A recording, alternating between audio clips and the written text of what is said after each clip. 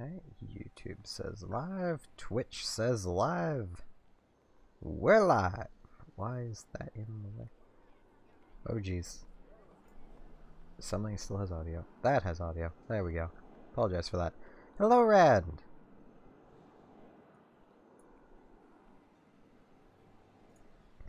Yeah, I apologize for that. I've been just a massive, unstable ball of emotions and just could not stream. But I think I'm better now, so... See how rusty I am at this.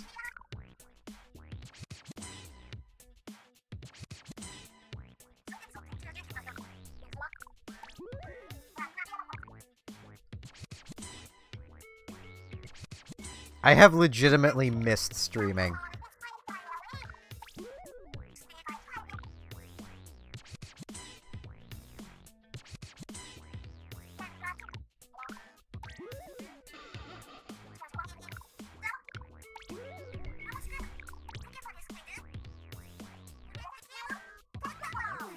I will note there might be background noise from the furnace at times. I don't know if it even shows up.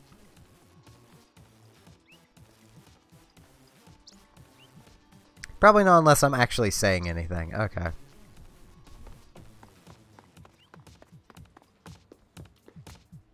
And as the title says, I'm just going to be doing some Turf War because I'm going to be incredibly rusty at this.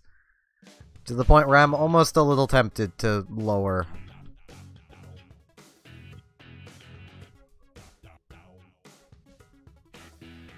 Yeah, I'm back to...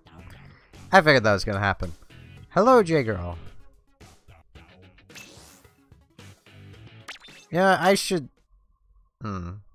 Should I use a weapon that I kind of remember how to use? Or try and use this opportunity to get good at something else? I think I might do that. Because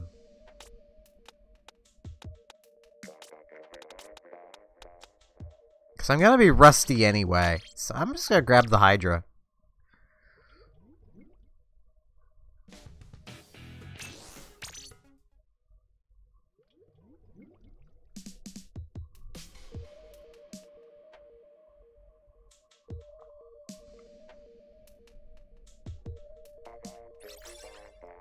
I will after a game or two. I don't want to start with a sniping weapon. I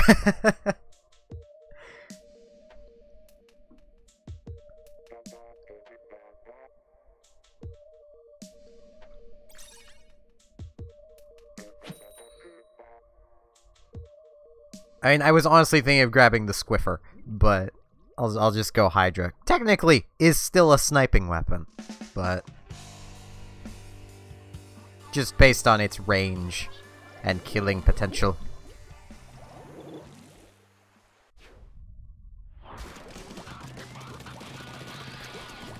Oh, I feel so rusty. Feel so rusty.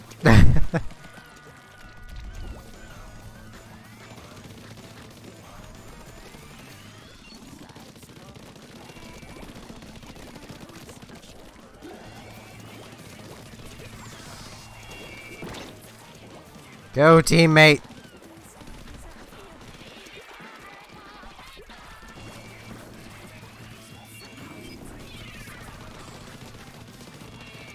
I scored some hits. Progress.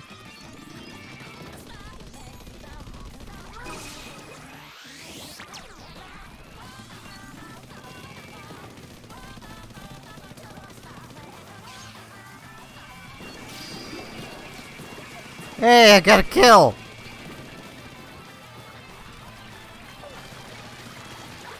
Oh, jeez. I don't remember any of the damages.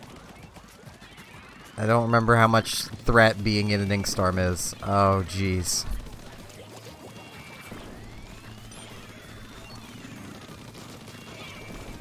Oh, jeez. Fell off.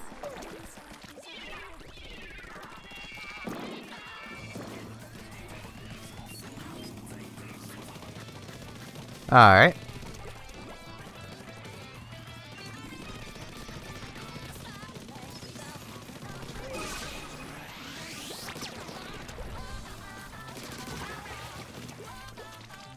Alright, I just saved myself. Progress.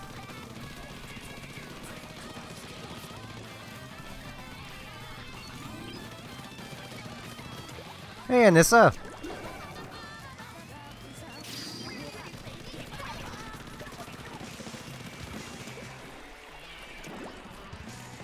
It's quite the interesting name you have now. I will probably still refer to you as Anissa.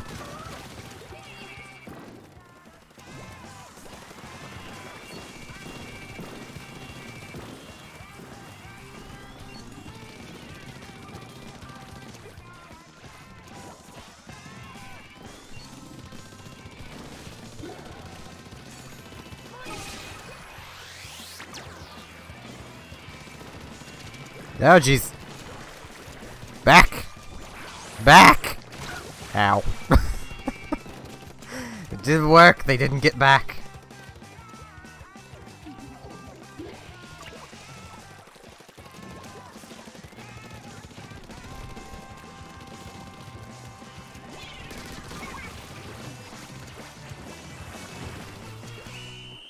I don't think we won that.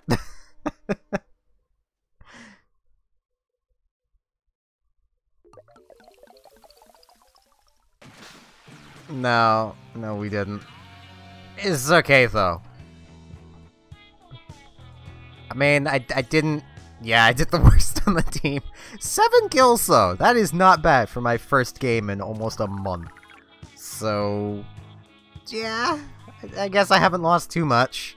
I think I was actually worse with this thing before. So... I will hop over to the E-leader.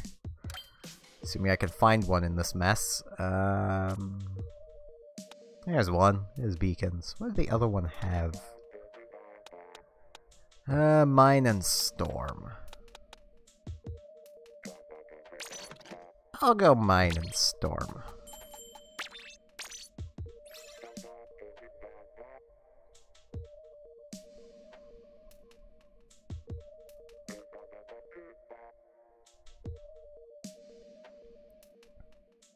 Alright, Randon. Alright, Anissa. Looks like Ryan's joined. Wherever he is.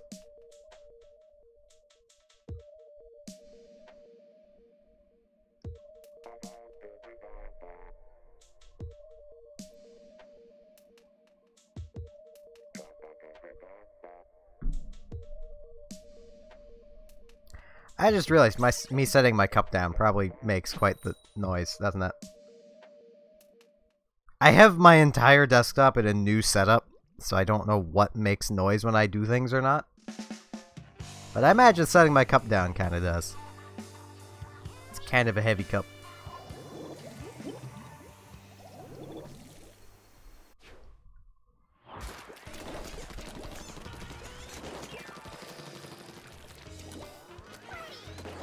Hey, Ryan!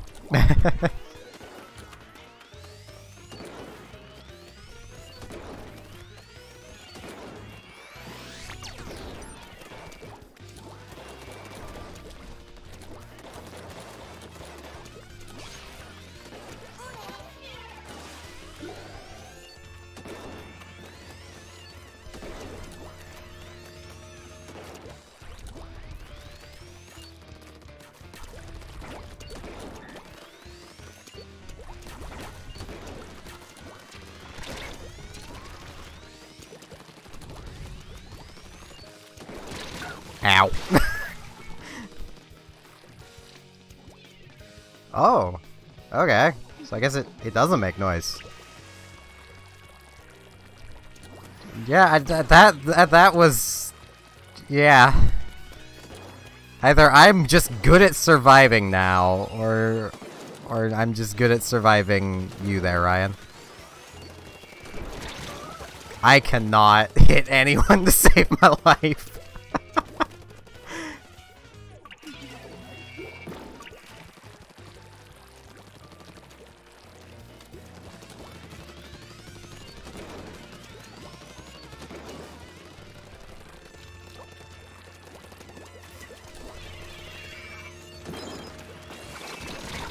Darn it! If I let go of the trigger, I might have killed him.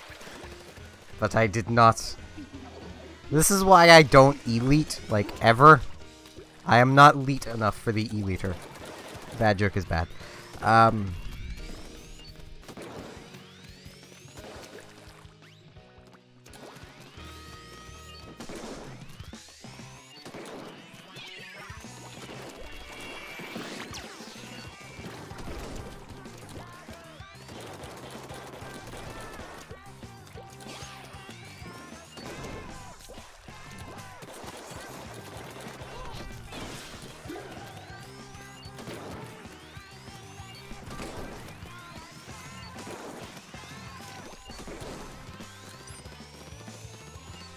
Ah, that sucks.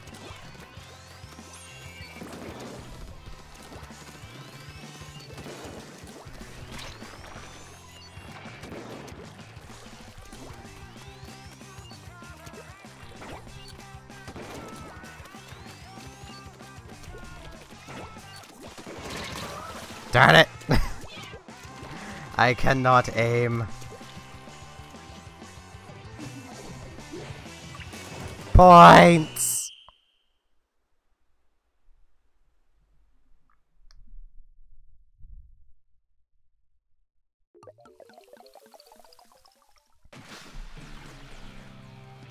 Well, I leeted for a game, but I don't think I'm gonna keep leeting. It just, I got points. That's all I got was points.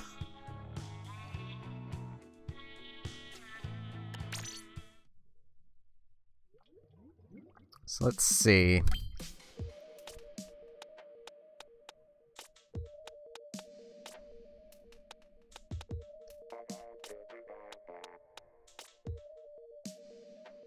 You know, I have mentioned I did want to try and get decent with the squeezer.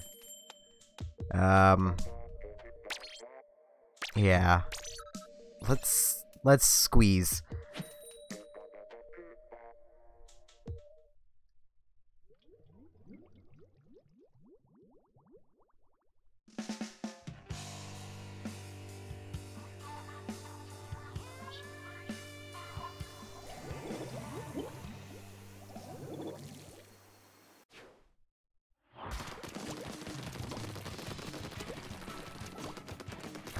Let's see if I can successfully squeeze.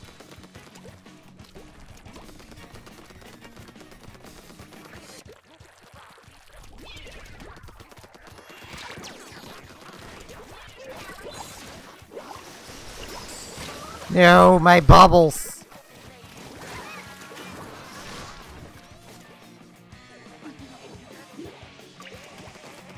I've never been able to get the hang of the squeezer. And it all comes from, I usually, with shooters, will pull the trigger when the icon changes. When I'm intending to kill someone. And you really can't do that with the squeezer.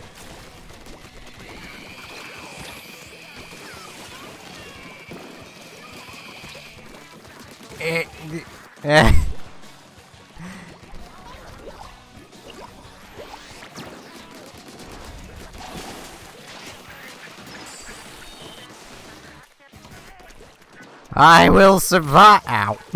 I won't survive.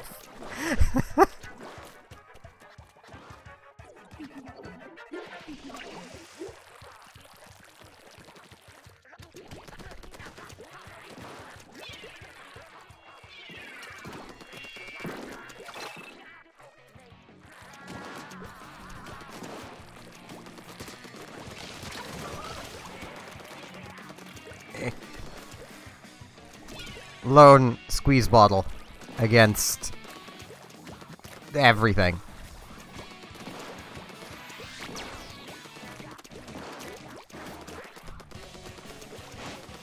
My Joy-Cons started derping there, or I probably would have had a bit of a better time.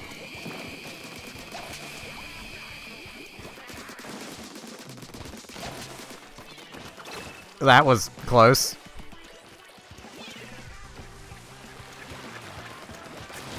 Ow.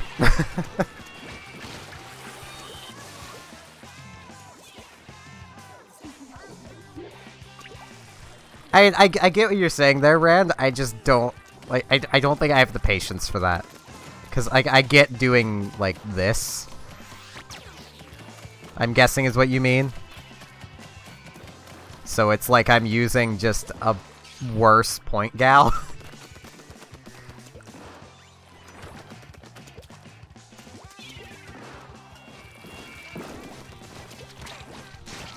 Eh. Ow. I was trying to run away.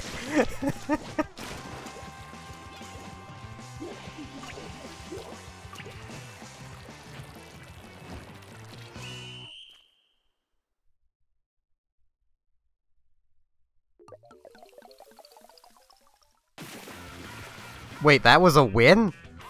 What? How? That map does not...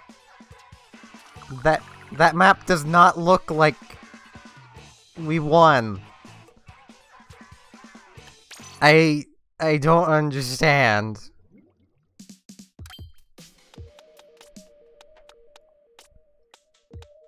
What I do understand is...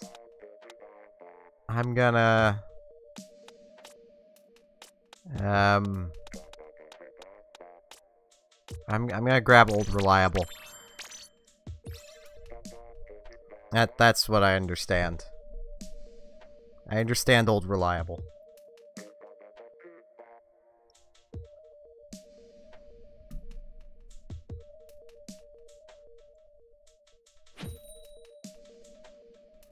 See, I don't care for the Kensa. I remember that.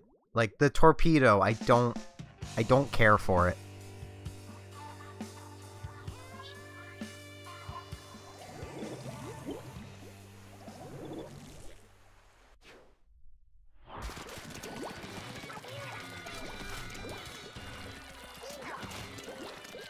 Oh hey, I remembered how to do that.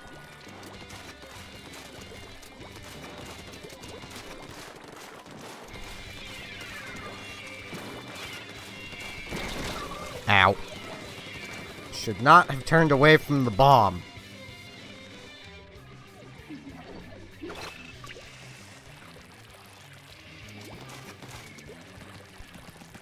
And unless they've buffed it, I don't think I'm gonna like it, because it takes too much forethought.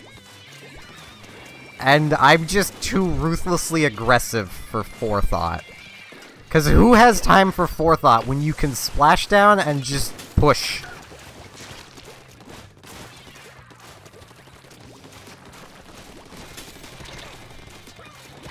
Ow. And then die. But...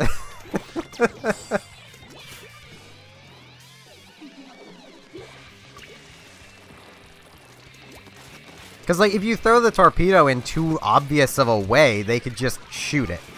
And now your ink's gone to waste, and they've barely used any, and they've killed your thing. And that was just a cluster that happened, and... yeah. The diamonds will be here for that anytime now. If anyone gets that reference.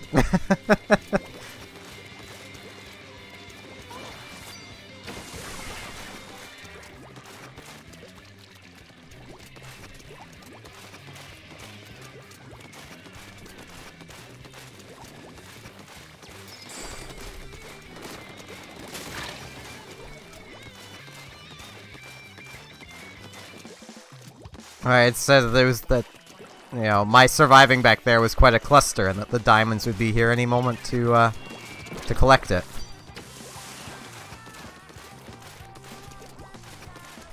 Yeah, J-Girl got it.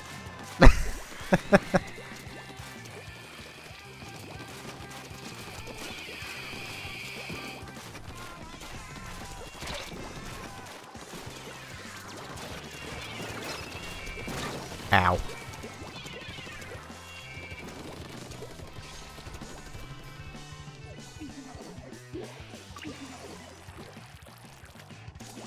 I got roped into watching Steven Universe by my girlfriend, and I'm quite glad she did, because it's a really good show.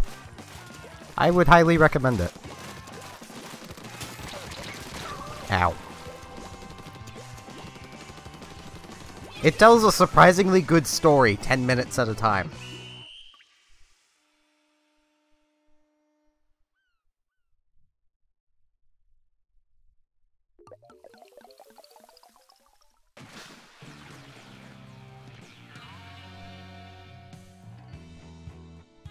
This whole team gets an E for effort.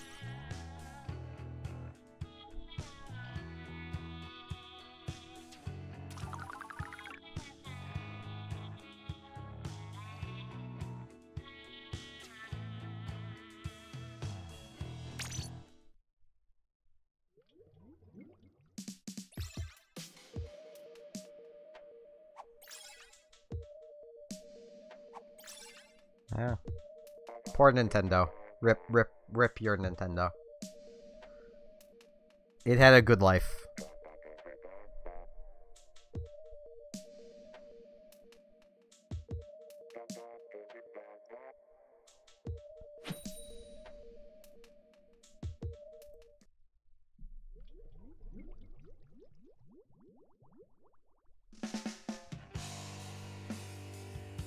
I guess not.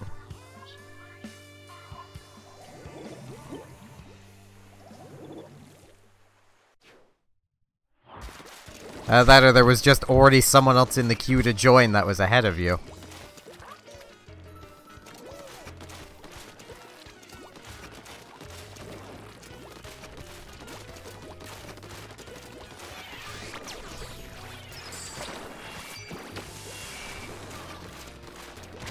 Ow.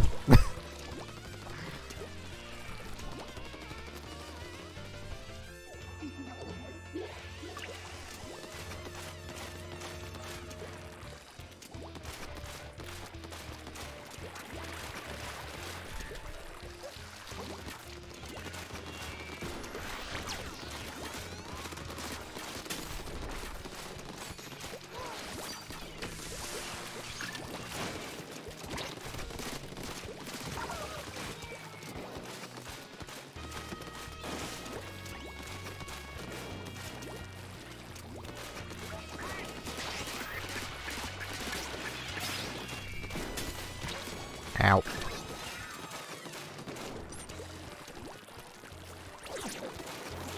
I care not for disruptors!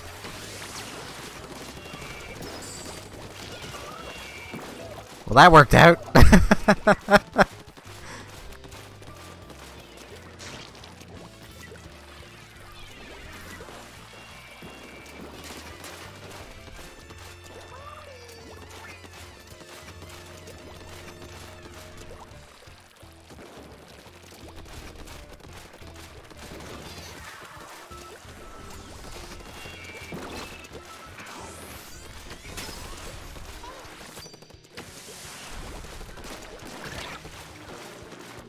Take that, Mr. Awesome! Oh, jeez. Ow. I deserved that.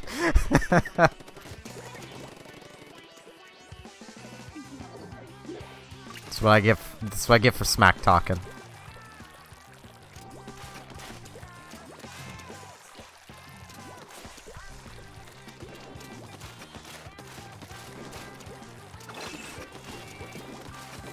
It's nice that Mank mines are going off, though. I was worried that no one would ever hit both of them. I'm so dead. Maybe not. I might survive.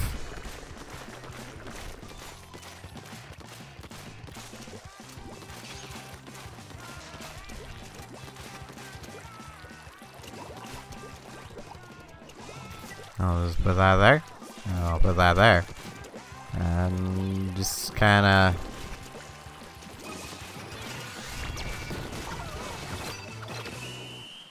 Boom! I believe this is a victory! Yes!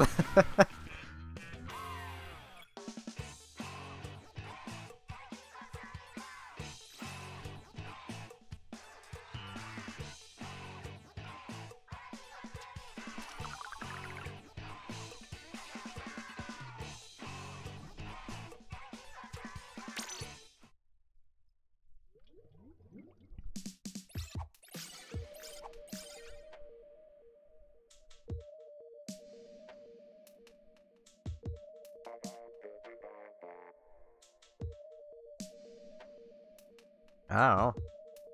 The weapony kind.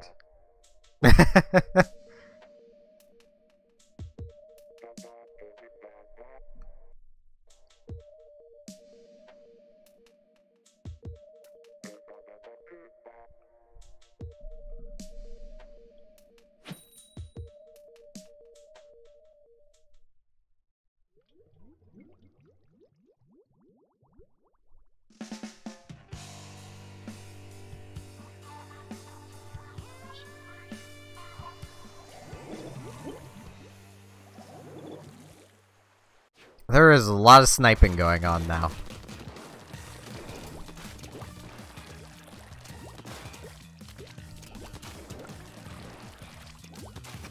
This match has 3 snipers. I am very afraid. Snipers are spooky. I don't like being spooked.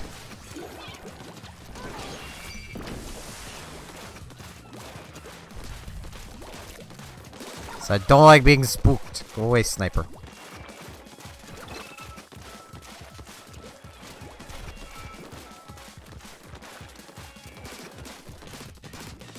Oh, I'm out of ink. Oh, that's not very good. Ow. That is a lot of bomb defense.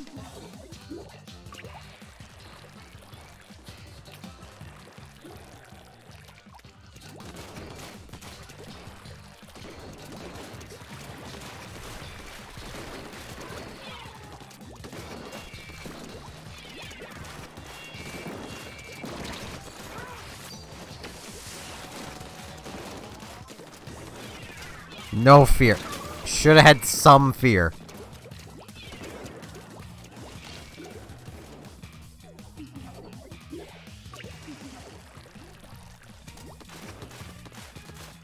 Just gonna cover that up a bit.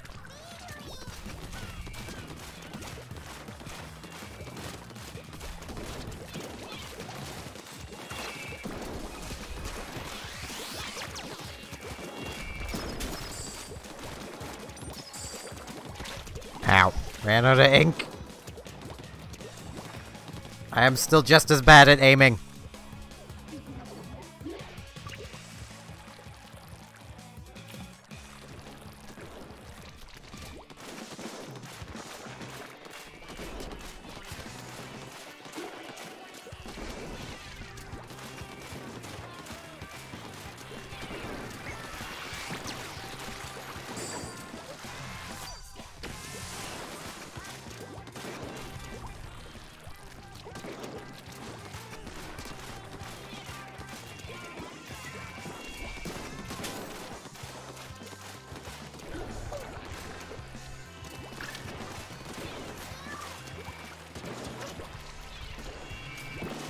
Darn it.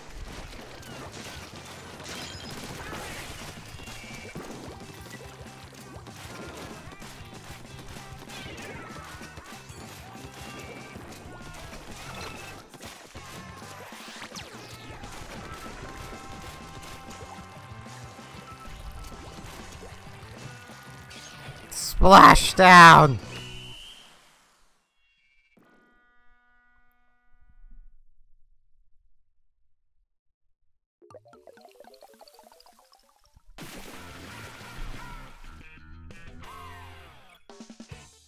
Victory!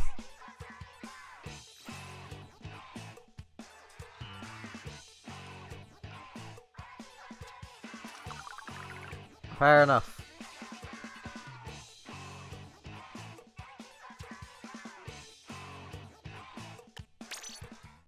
I'm gonna change weapons again.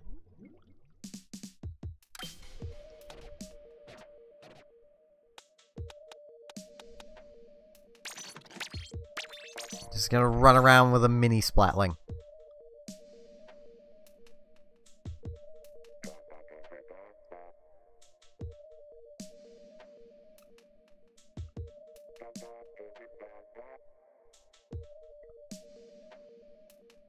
See you there, and I mean, occasionally more sniping is better, but not always.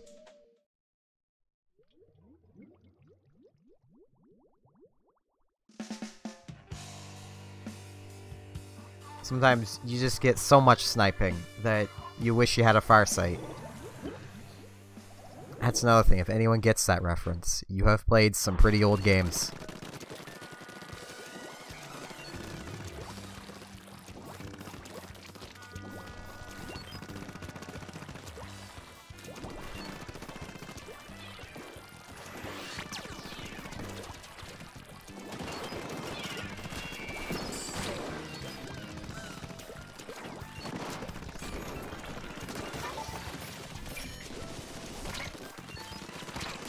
Ow. That almost worked out.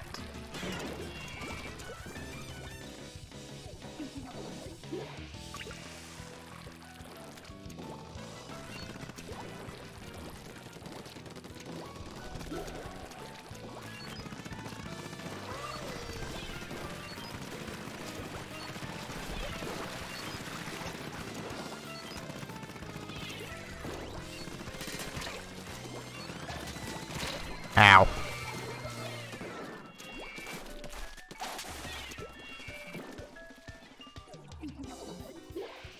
Yeah, for those who, for probably all of you who very likely did not get the reference I made, the Farsight is a sniper rifle from the N64 game Perfect Dark. It can see through and shoot through walls. It was incredibly broken, as were a lot of the guns in that game, which made them all not very broken. Like, for instance, the basic pistol weapon, which I forget what they were called, during slow time, could fire just as fast as you could pull the trigger.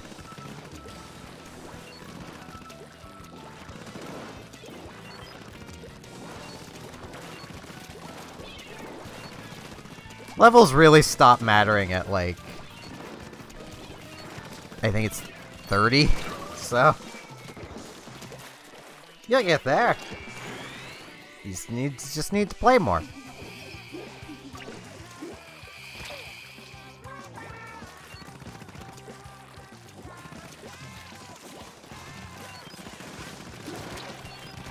Ow.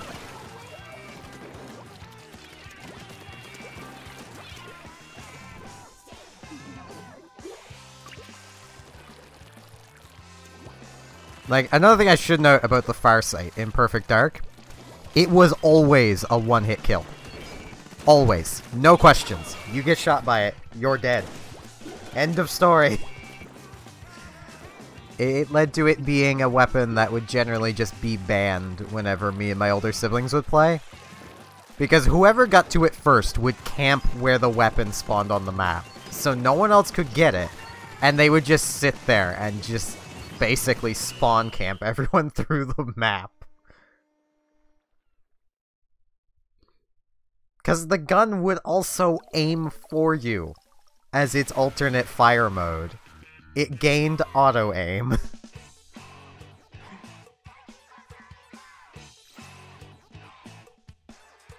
Yeah, GG's all around.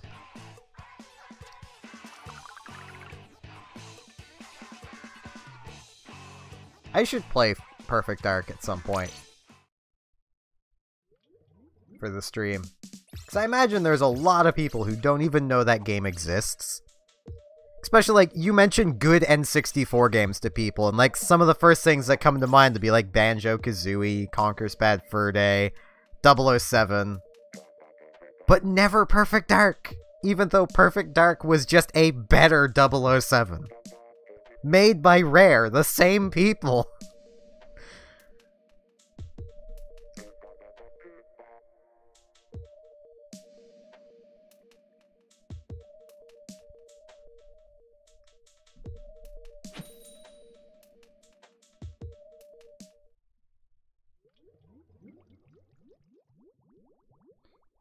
Like, one of the things that just made Perfect Dark better than 007 was just Perfect Dark had AIs. You could play that without having friends around. Or you could just add the AIs into a game with friends. Which, depending on the level of the AI, would usually result in you and your friends teaming up just to try and beat one AI. Because the AIs were brutal. Ow.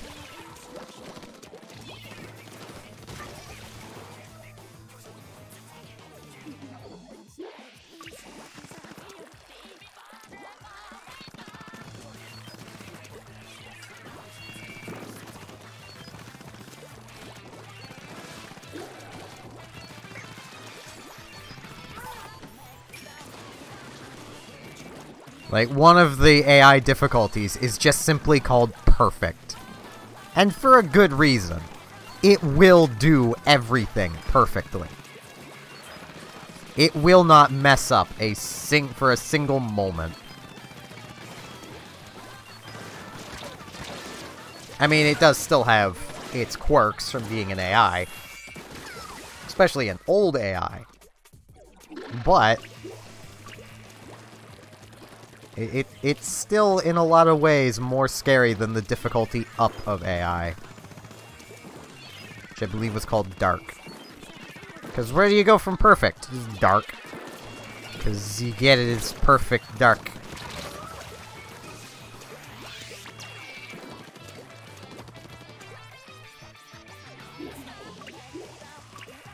They also had just really neat variations of AIs.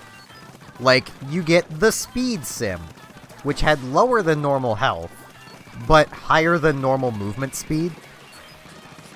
Perfect Speed Sims were the most dangerous type of AI you could face.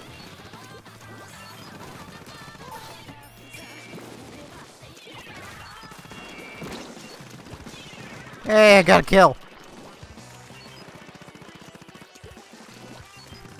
And there was the Turtle Sim, which has lower than normal movement speed, but always has a shield.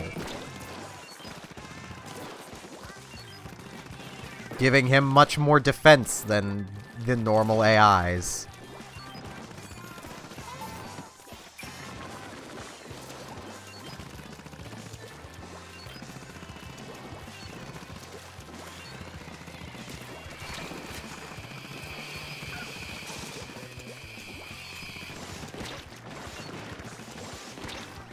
Ow.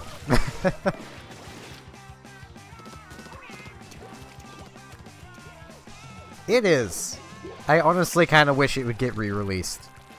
But I imagine there's a lot of, licensing that would have to be done for that to happen, because, Rare was bought by Microsoft. And Perfect Dark would... I wouldn't want that being re-released by Microsoft, because they'd probably change it and add microtransactions and just in general make it terrible. I don't trust Microsoft.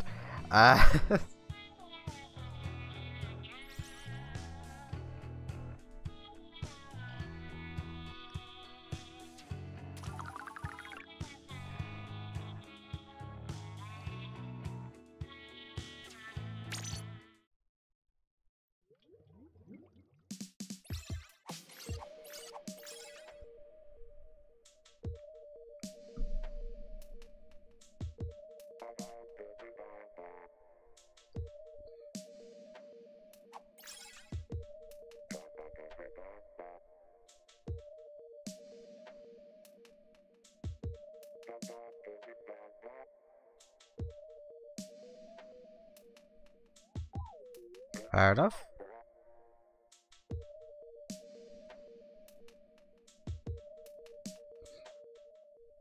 Though there is another game I want to stream a little more than Perfect Dark.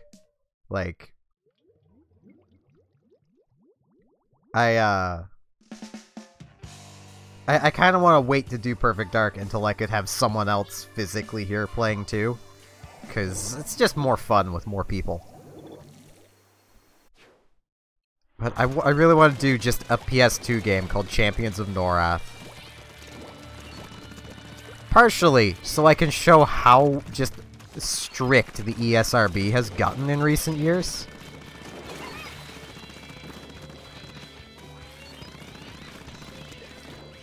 Because Champions of Norath is rated T for teen.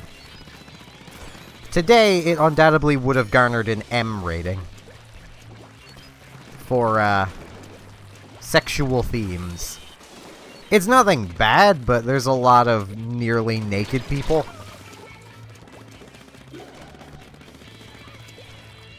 And it goes both ways, so, it's equal opportunity. And it's mostly just cutscene stuff, which is great. But it's like a Diablo-esque game on the PlayStation 2. It's really neat.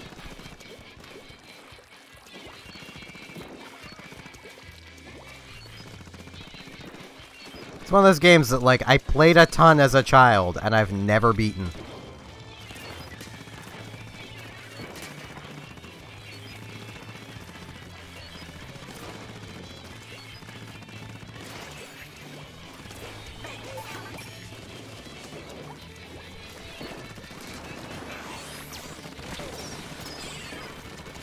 Oh, that didn't work out.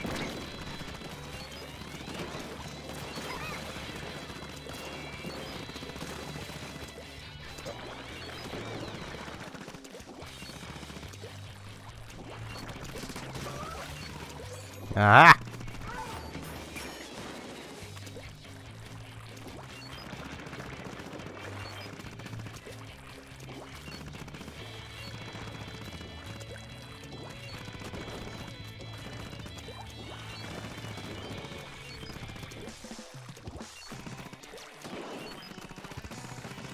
But I kind of want to just use the stream as a excuse to actually beat that game.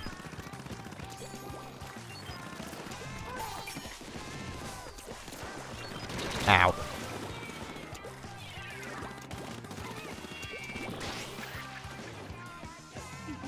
I finish more games as I get older, but almost every game I played as a kid I never finished, unless it was a Kirby game. And Kirby games I've always 100%ed. Always.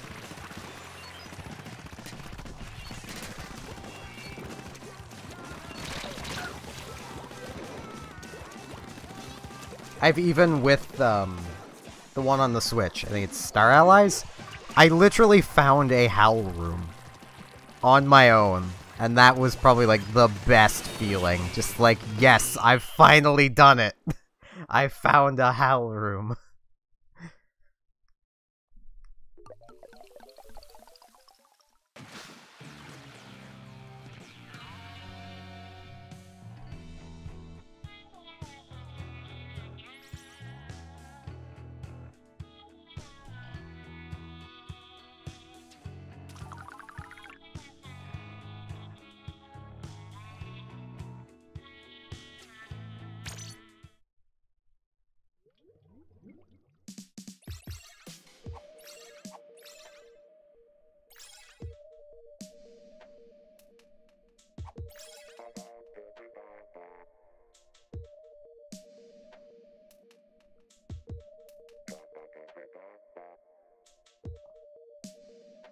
Yeah, Star Allies. Okay.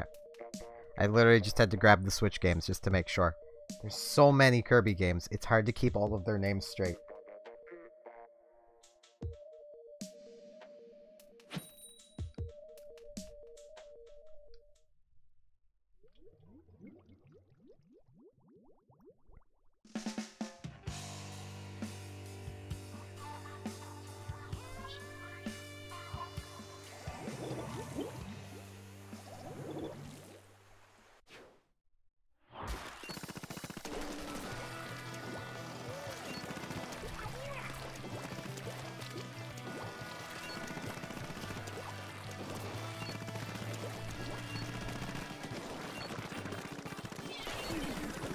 I don't care if you can see me! Ow. Maybe I should have cared.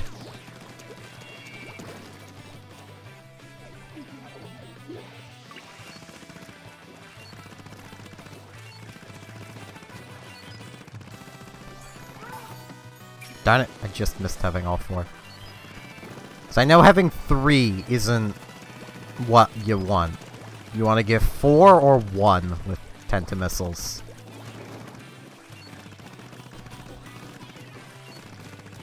Otherwise, you're just not throwing around as many missiles as you normally would. Oh geez, I'm out of ink. I didn't even realize right away. Aha! Traded! Yeah, I remember as a kid playing Superstar on the SNES and having to plug in a second controller just to get through one of the puzzles in, I think it was Great Cave? Yeah, it's Great Cave Escape. Because you need to have 2 buttons pressed down, but they're so far apart that the AI will kind of just teleport to you. So the AI can't do it. You need another player. So, like, I'd have to be that second player myself just to continue. I am really glad they fixed that for Superstar Ultra. They would have had a lot of people disliking Kirby if they hadn't.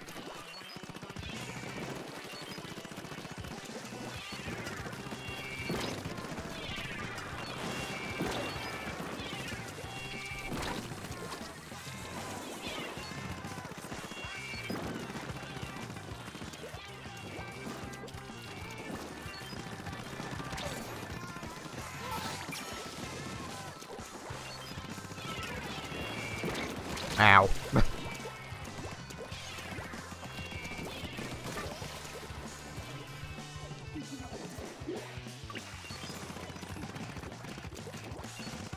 There's actually one thing I've yet to do with my copy of Superstar Ultra, is go back in and actually finish the Great Cave Offensive. That is probably like the hardest mode in any Kirby game to 100%.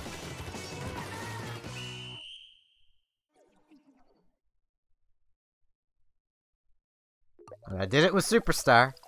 I did it with my first cartridge of Ultra, and then I lost that. And I bought another cartridge of Ultra, and that's the only thing I have left to do.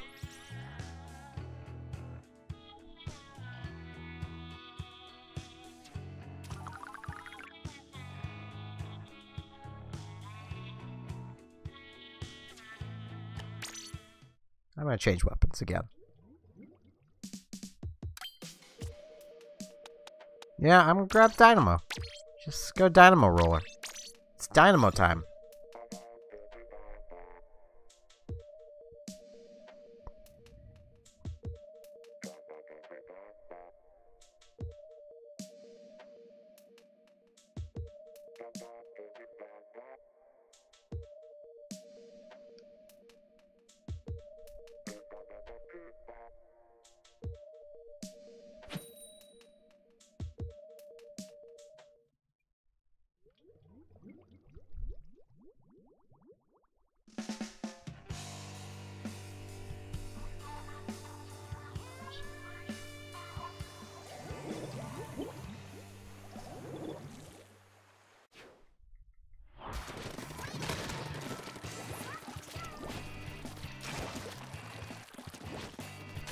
Darn it, that messed up. Eh. Jesus, I'm so bad with this thing.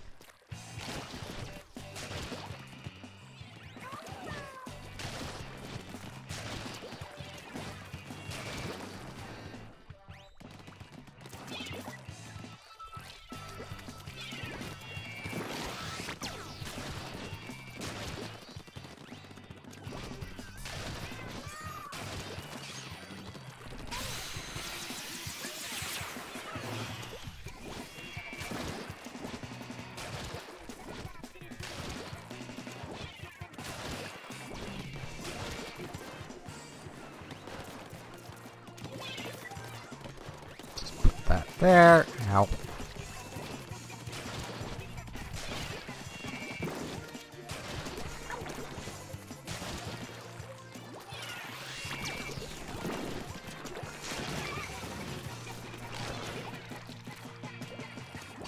I don't know how I'm still alive, but I am. I'm probably not going to be for long.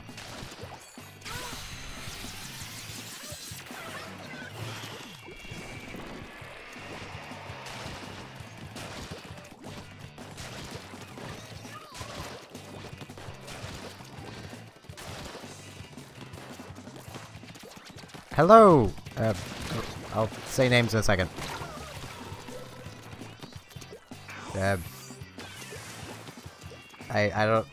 Awesome, bro. I can say your name. Vol. I'll just call you Vol. Other person.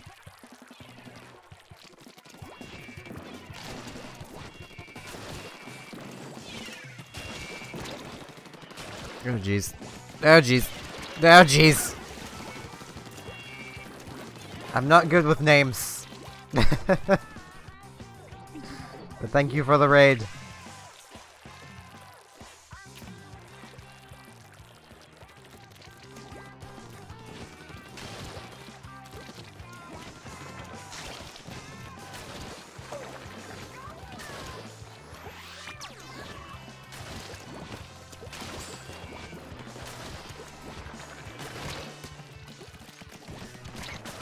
Darn it!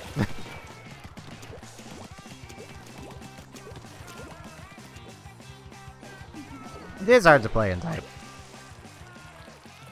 That's why I don't do it. That's why I stream. It's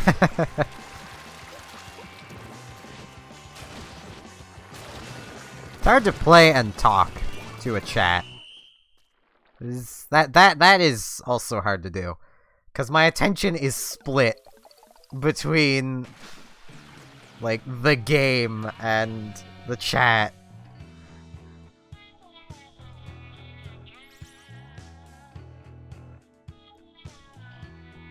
I got 2 kills. Matches my 2 booyahs. It works.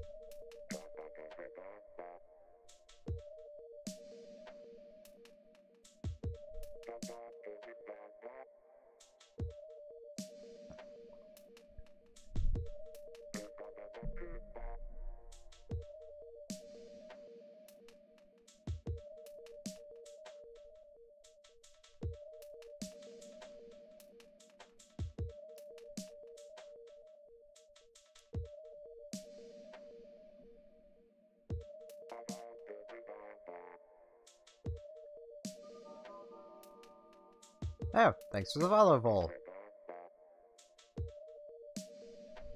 For a second I was like, wait, noise? What? It has been far too long. I forgot I had set the follow sound to that.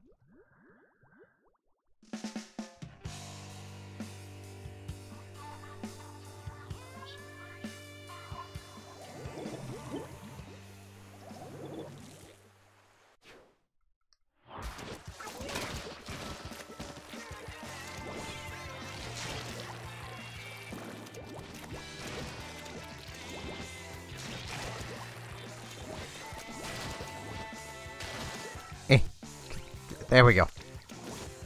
My spot. Just gonna do that. It's to mark this as definitively my spot. Oh jeez.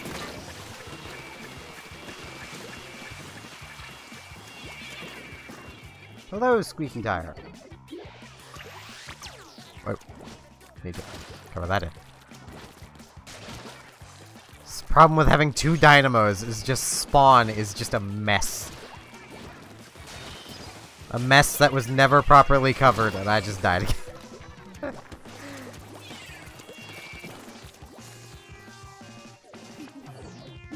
I'm not very good at this. I should probably grab a different weapon. I'm trying to think of the weapons I've never really used.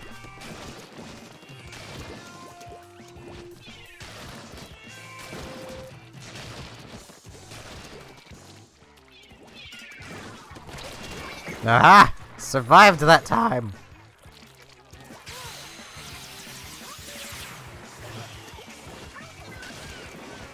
I'm good.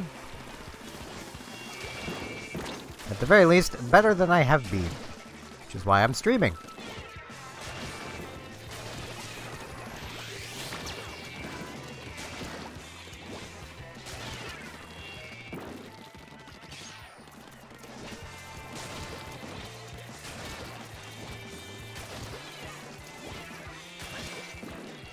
How are you doing, sweetie?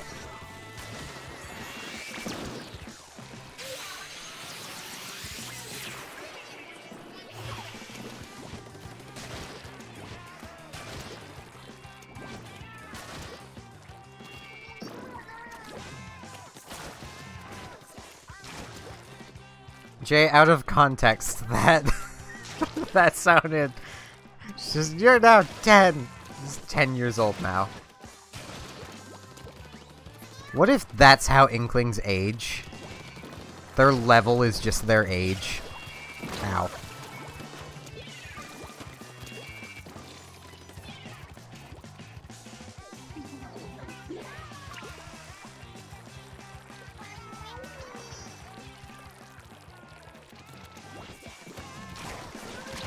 I'm so dead. Ow. Which just means my Octo's just an old lady that's just probably sick of everybody at this point.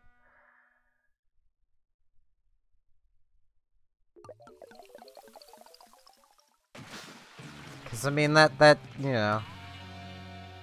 Yeah, I mean, sea life has really old ages, so...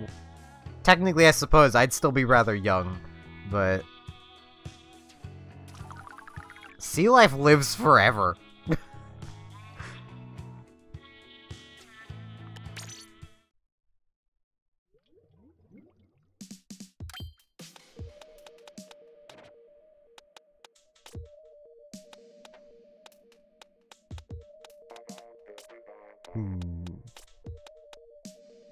You know, it's been a long time since I used it. I'm gonna grab nozzle nose.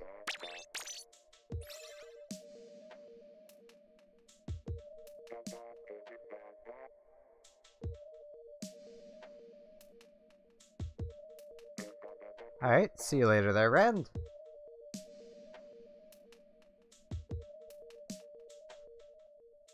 Jay, I think you'd still be technically older than Robotic. So, you know, there's that.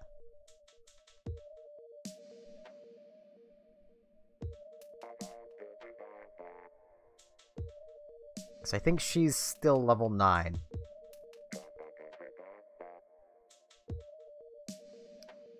And yeah, it's okay if you join there, Squeaky. Maps, modes, and updates. This is perfect time. I'm still gonna be doing turf work as I'm just rusty. So just throw a friend request along.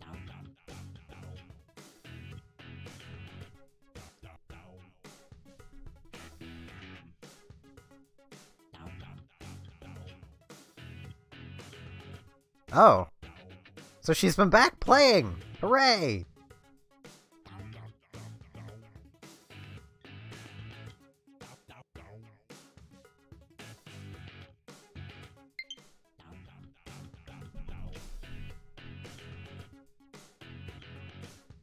The friend code is just on the screen. So. It's got a friend request. It's on the bottom left corner.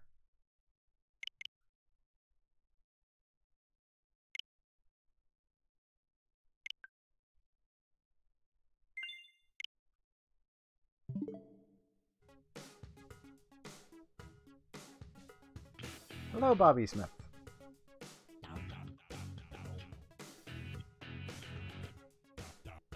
It's okay not noticing the friend code down there. A lot of people don't seem to notice it. I don't do private battles.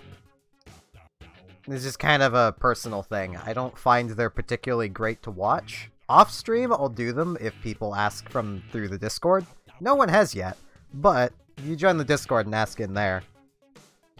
I'm up to doing them if I'm not busy outside of streaming, but...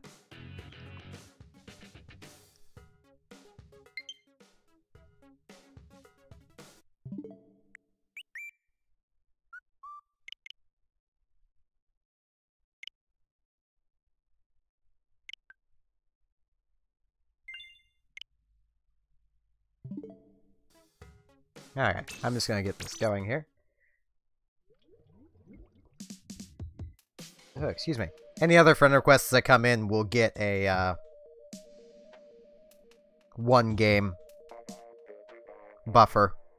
So that, like, if one comes in during this game, we'll do one more before I back out to accept it. That way people joining in don't just constantly try to join in and never actually get into a game.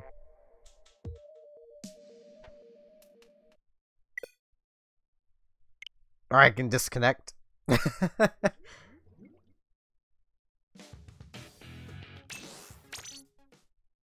I mean, it is Rainmaker. So it depends if you like Rainmaker.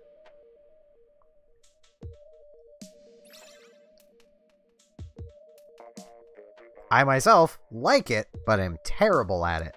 So...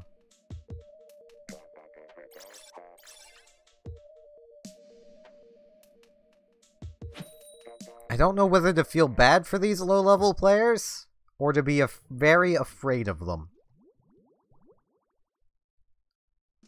Because the game usually tries to match you with people who are close to, like, your win rate for that matching. Until friends start getting involved. Oh, jeez. Completely messed up a shot.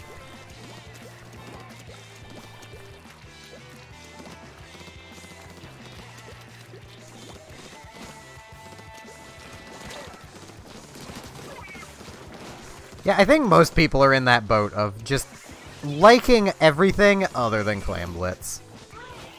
Hey, I'm a hamster ball. I saw you. You get back here. I'm a hamster ball, darn it. That's what you get. I'm a hamster ball.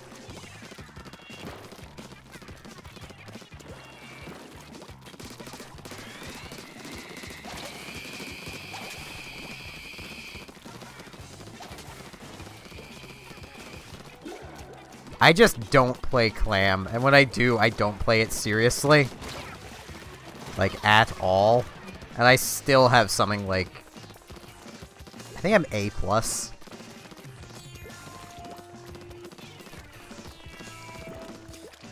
My other two game modes, I'm like hanging around the S+4, S+5, and then there's just Splat Zones, where I've been X twice now. Hey, I'm a hamster ball.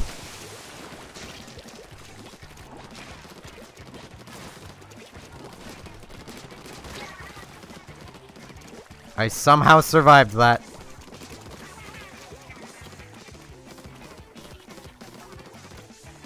Man, I have kind of just gotten back into the groove of this thing. I forgot how much I loved the L3.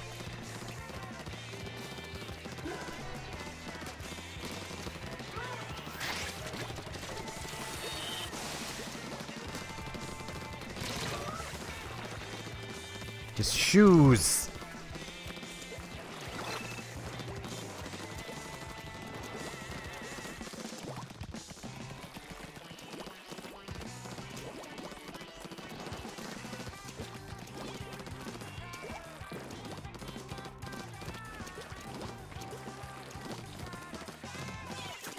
Yeah, Clam Blitz is just determined by, at least in my experience, if your team has a good Clash Blaster or not. Who can just defend your side while your team goes and does their stuff. Unless it's Moray Towers, and then it's determined by which team kills the other one first. That is the team that will win.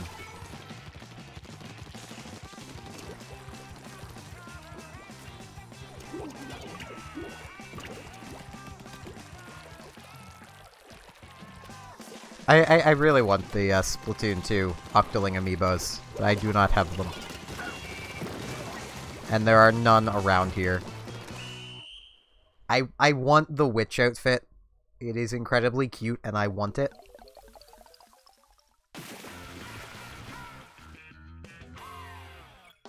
I mean, I don't know how Clam meta actually pans out.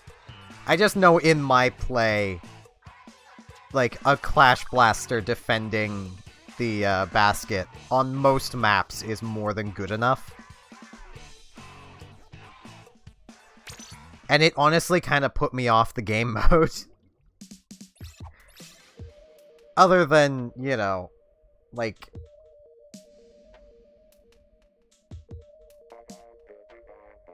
for the most part, it feels like you're not doing anything. You're just kinda there.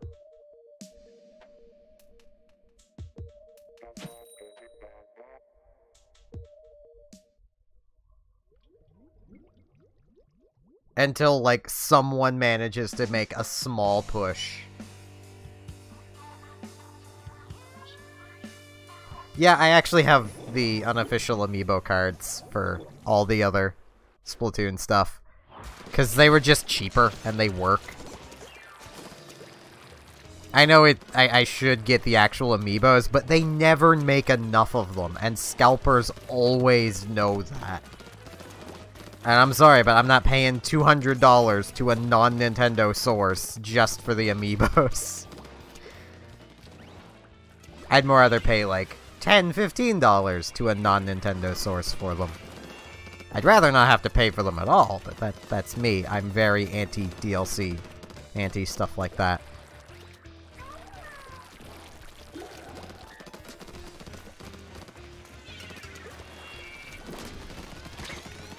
Hey, I'm a hamster ball. Yeah, double kill.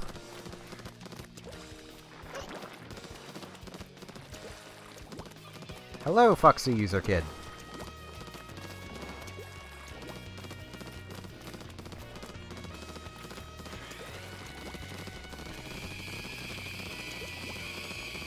And I know I say I'm very anti-DLC, having been someone who had the Octo expansion day one. But, that's different. It was an expansion. It actually had a lot of meaningful content.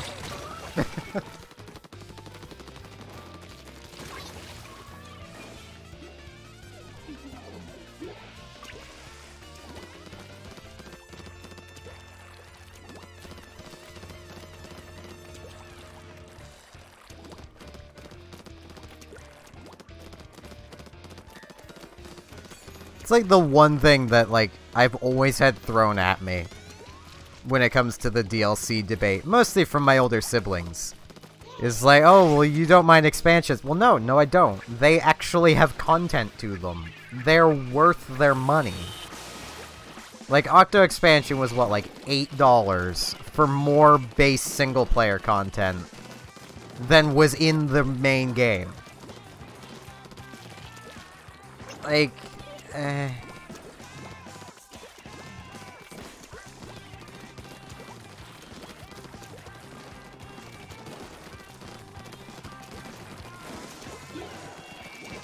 actually have a lot of the Animal Crossing amiibo cards. Well, I say a lot of them. I have a fair few of them. I've been just occasionally getting the card packs.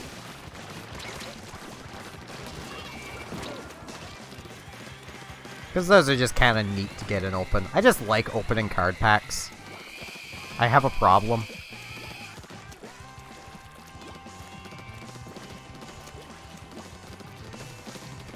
Like, the Octo expansion is very worth its price tag.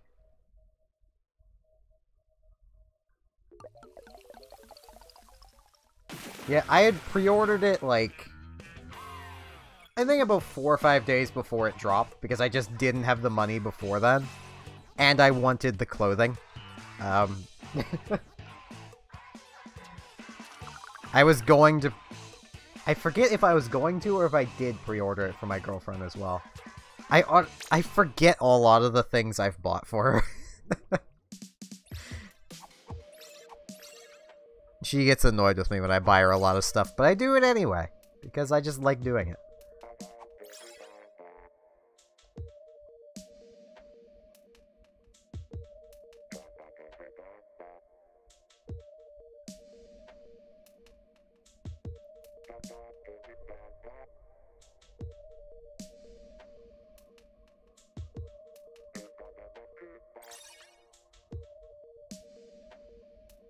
I actually play Azure Lane for my gacha style game. Mostly because its gacha system is much more kind to free-to-players than, like, Fire Emblem Heroes is.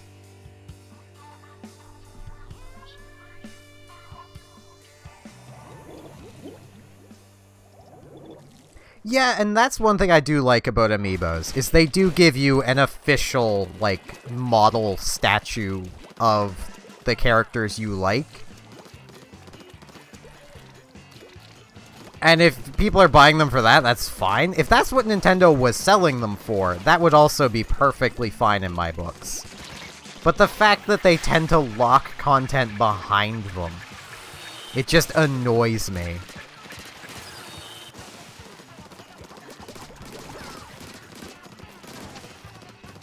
Because it just kind of gives, like, this feeling of, well, if you don't have them, you're missing out. Especially with things like Splatoon, where outfits and fashion are a big part of it. And then they lock one of the cutest outfits behind amiibos. Yeah.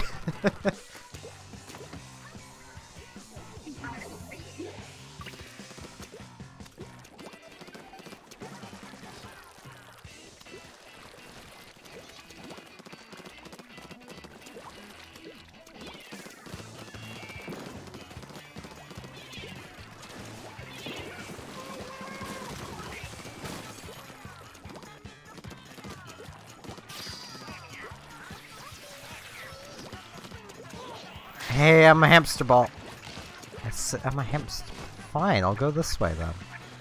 Hey, I'm a hamster ball. Oh, you're a hamster ball too. Ow. Darn it, Squeaky. I was gonna have a moment with the other hamster ball. But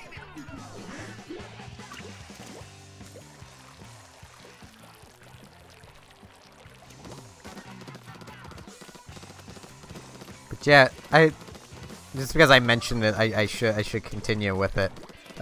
Azure Lane is a really nice game if you don't mind boat waifus, because that's basically what the game is about.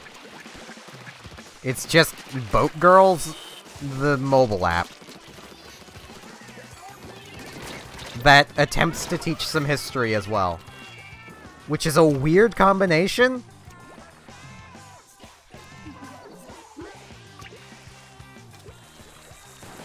Though I'll admit, I do actually kind of like Fire Emblem Heroes as well. It's a lot better than Fire Emblem Fates was. Shots fired. I don't like Fates. I don't like Awakening. Don't care if other people like them, I just don't like them.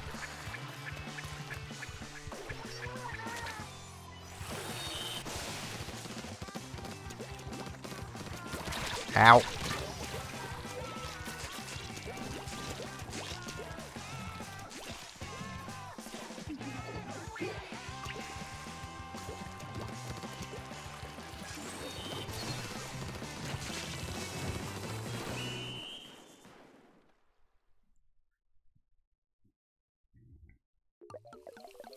Then again, I moved into Fire Emblem Awakening after playing New Mystery of the Emblem, the remake of it that was never released in North America. And that is just such a good game, and has most of the same systems that Awakening has in it, just done better. Yep, Azure Lane. That is what it is called. It is very free-to-play friendly. Just expect to get San Diego a lot. It's become a meme, just roll with it.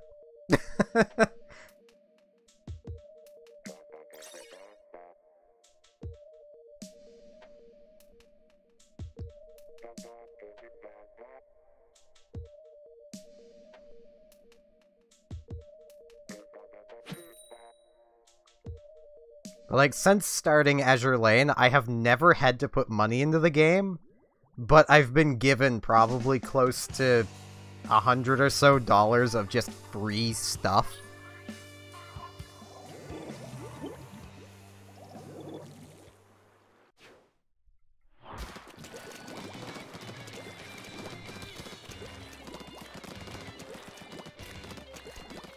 Like, conceptually, I don't mind the child characters. Until you stop and remember why they went back in time in the first place. Is because, everyone was dying because they weren't strong enough to protect them, basically. Yet, they're stronger than their parents. In every way.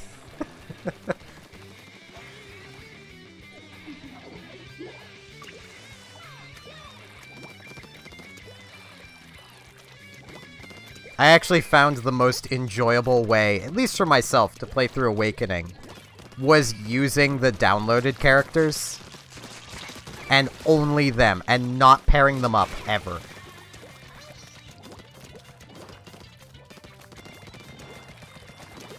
Oh yes, Sacred Stones was my first Fire Emblem.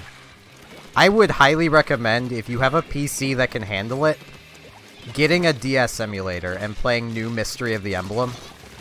It's a remake of the second Fire Emblem game, and is really good. And there is an English translation. That's rather good, actually.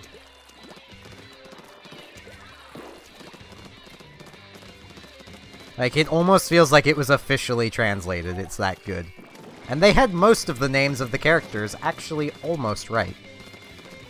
They had to update it when Awakening came out, because there was a lot of the characters from it that they didn't have named quite right.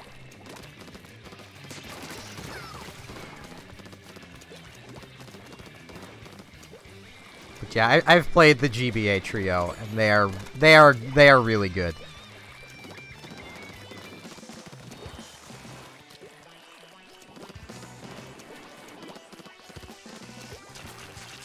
The Fire Emblem games are really nice. Like, if you like tactics games, you will not be disappointed with Fire Emblem.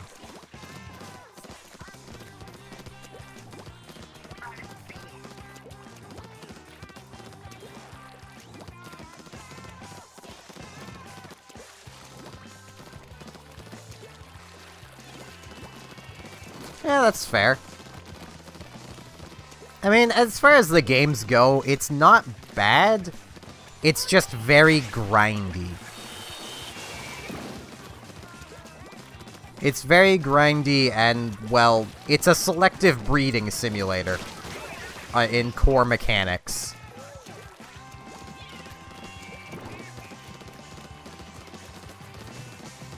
But that's not the worst, and if that's your thing, then go right ahead. I'm probably not the best person to even recommend it, but it's definitely a game that people like, and I can see why they would like it. I just don't like it.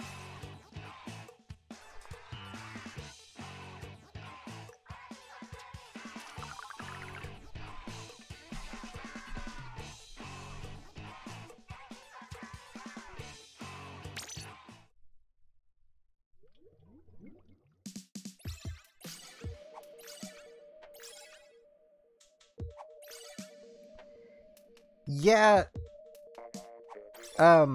with Fates, there's a special edition that has all 3 paths in it. I have it, I may or may not have it torrented, because I just don't have the money to pay for it. Because it's so expensive, and it all fits on 1 cartridge. It's dumb. Basically, the Noir and Hoshado paths aren't the true path, but if you play the 3rd path, you won't understand it all if you haven't played the other 2, from what I understand.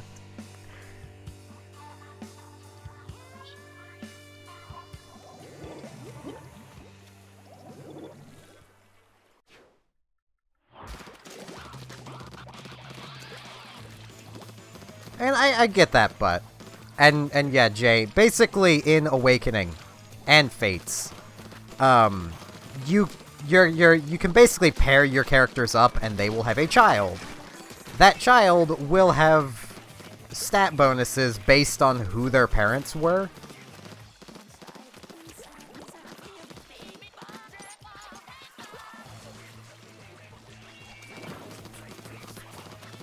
So basically, if you want the best units, you need to pair up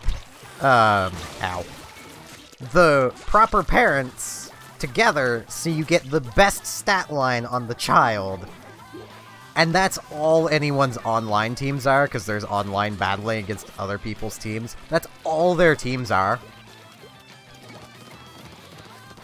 Because very few people actually care that some of those characters actually have a bit of character development with each other before the pairing system comes into play.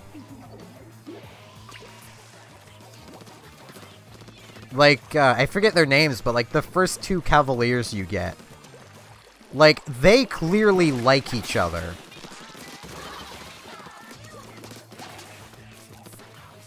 But you don't have to pair them. In the older games, it would be if you got their S-rank relationship with each other, that pairing of characters would probably get married at the end of the game. And then with Awakening, it's just, oh, hey, you want them to be married? They're married now. It doesn't matter if characters would realistically hate each other. It doesn't matter. They can get relationship.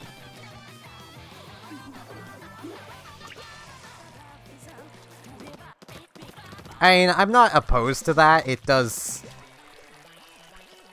let you change up everything from playthrough to playthrough, and that is nice. Fire Emblem games are great to replay.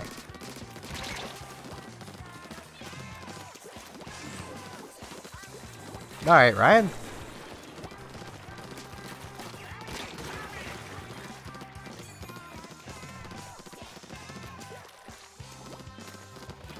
And I do really apologize, so I'm coming across very hostile towards Awakening. I've just had so many people throw it in my face that I should love the game because it saved the Fire Emblem series, but it didn't. And it's just it's hard to stay in the middle with it.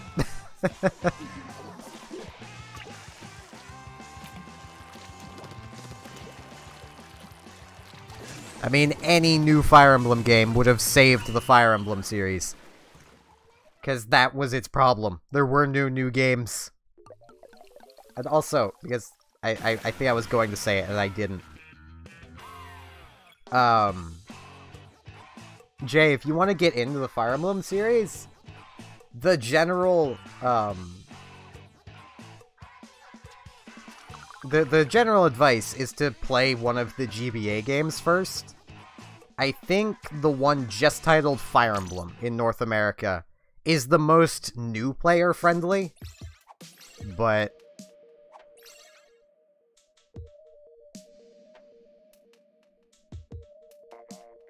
really any of them work. My first was Sacred Stones, so. But also the just general DS games are also nice, and even the 3DS games can be good starting points. And like, my point with that but is just any new Fire Emblem game probably would have saved the series. And it honestly seems more like Nintendo is just spinning it. Much in the same way a lot of people spin, you know, the first Final Fantasy was Square Enix's last shot. It wasn't. They were going to make more games anyway. They just named it Final Fantasy because it sounded cool. Nintendo's always loved giving things spins like that.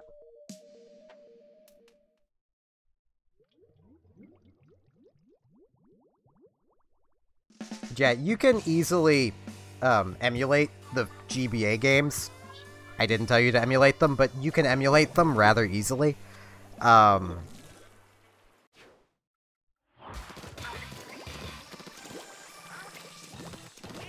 Well, in Japan, Fire Emblem was selling well. New Mystery of the Emblem sold remarkably well.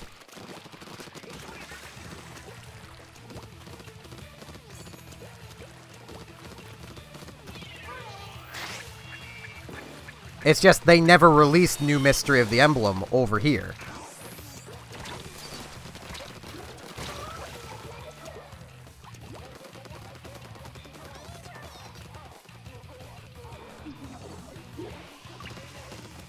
And see, that's the spin it's always given, but a lot of people that worked on that game were like, no, we had other games planned.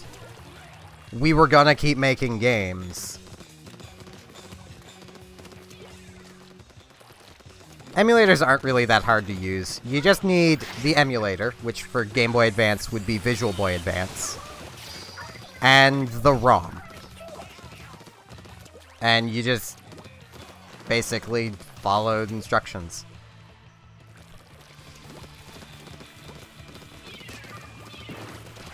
Well, I say instructions, just follow like drop-down menus, and it's really simple.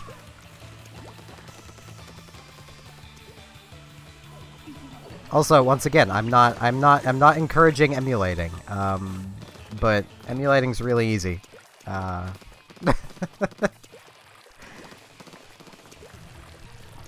And technically legal if you are playing if you are not distributing the emulator, and you are only emulating games you own. At least under Canadian law, it is technically legal. It's not encouraged, but it's not illegal if you're playing copies of games you own.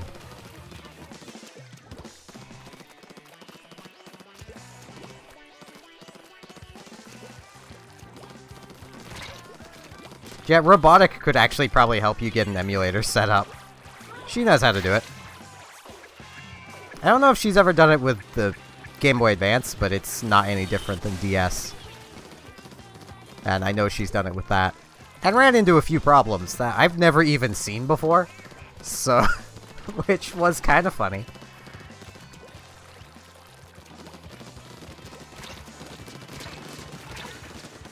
Ow.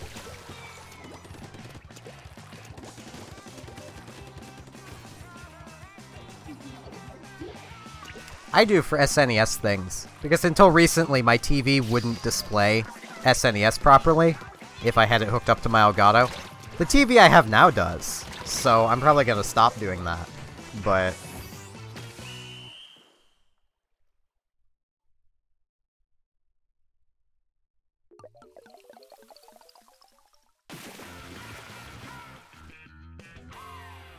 Like, I'd emulate Kirby's Avalanche all the time on my SNES emulator.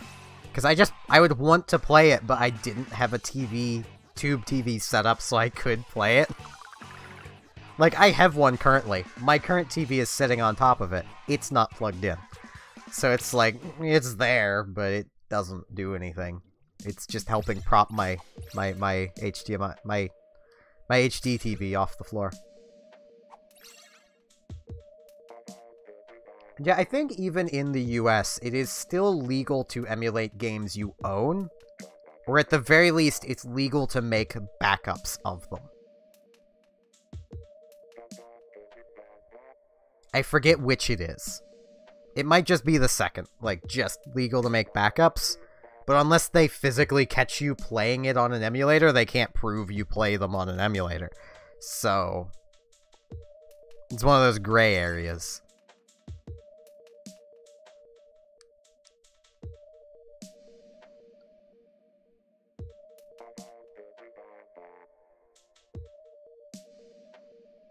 Well, you know what I mean. Emulate, you know. Emulate games you own. Because the US is much more touchy about emulation and piracy than almost the rest of the world.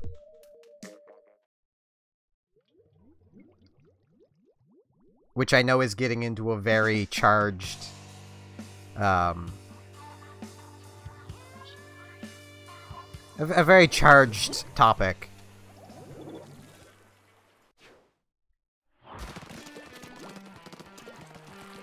But, yeah. I'll just put it this way. I myself don't see piracy as a bad thing. It's just free advertising. Because whoever pirates your game is probably going to tell someone about the pirated game, and that someone will probably go out and buy the game, and they might not have had it not been for their friend pirating your game. So...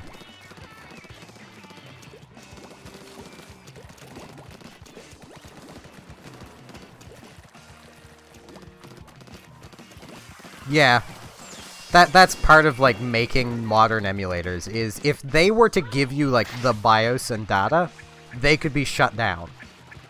But the fact that they don't means they can't be shut down. Nintendo cannot tell Citra to stop.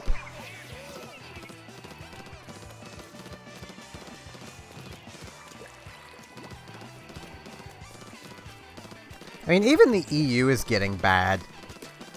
Like, for anyone in Europe, Proposition 13, I think it is, could absolutely wreck the internet for the EU. Because it's being proposed as an anti-piracy bill, so no one's gonna want to oppose it. But what it's doing is more just regulating the internet heavily. To the point where memes would become illegal, basically.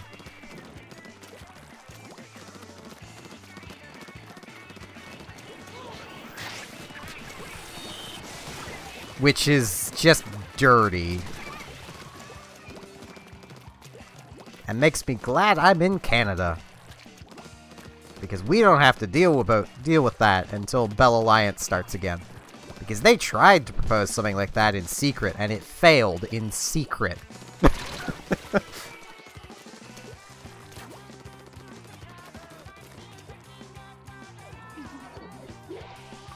And yeah, every PS2 emulator should require you to download the BIOS yourself. Did I say download? I mean upload it. Like, rip it yourself.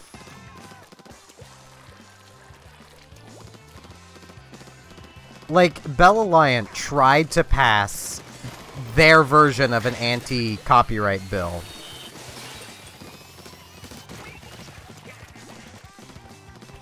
And it didn't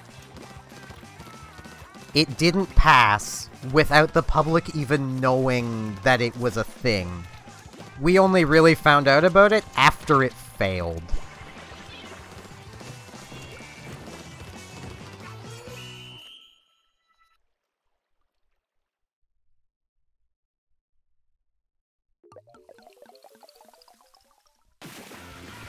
Yeah, if they're doing it for game conservation and it's a new game, unless they're literally just torrenting it, shoving it on a hard drive, and shuffling it away, like, if they're doing it that way, fine.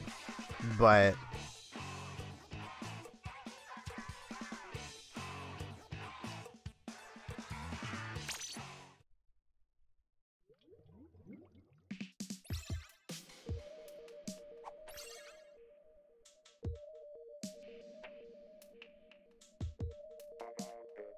I mean, I myself, once again, I don't pirate, but I pirate because I can't afford new games. And I want to try them before I'm going to invest nearly a year's worth of savings for myself in a new game. I want to be able to try a game first, and demos are just not really things that exist anymore. I mean, I remember back with, like, the PlayStation 1. Going to the local game store and just getting a free set of sample demo discs. And it would be like 20, 30 odd discs that were just packed with demos. For some games that were out, some games that weren't out yet. You know, that was amazing because it let you try the games and the demo discs were basically free. I think it was like $5.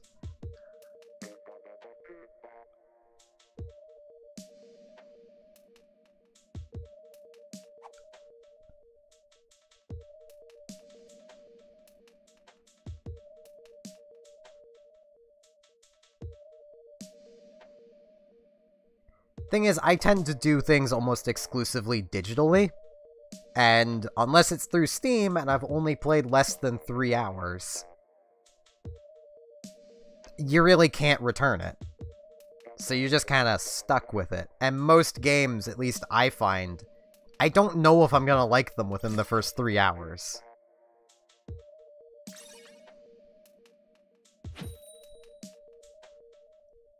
And I always do my best to actually purchase games that I've pirated and liked. If I didn't like them, I don't bother with them. They weren't going to get my money anyway, I didn't like the game.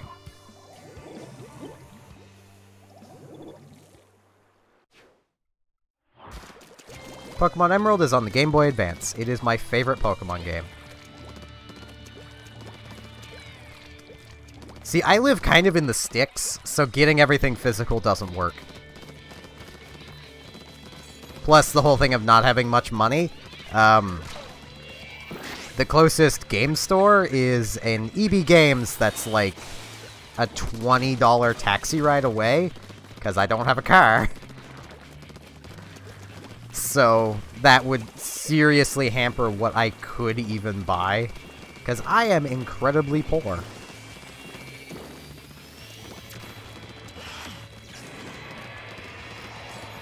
Which is, statistically, where most piracy happens. Is just with people who cannot afford the game.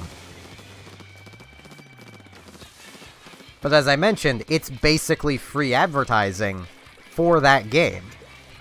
Because, like, say if I pirate a game and I like it, I'm going to tell people about it. I'm going to recommend it to people, and then those people will very likely go out and purchase the game. So even though I didn't, those other people still bought it, the company still got money off of me pirating their game.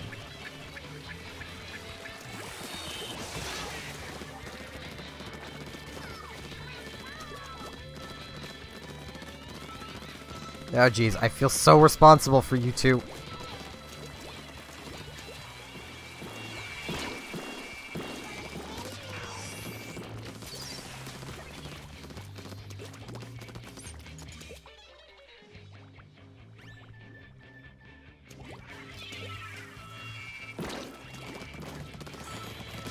Yeah, with some people. Like, there are some people that just pirate because they can, and I don't like those people. I quite often don't even do it with new games because I don't know they're coming out, because I don't have money, so I don't pay attention.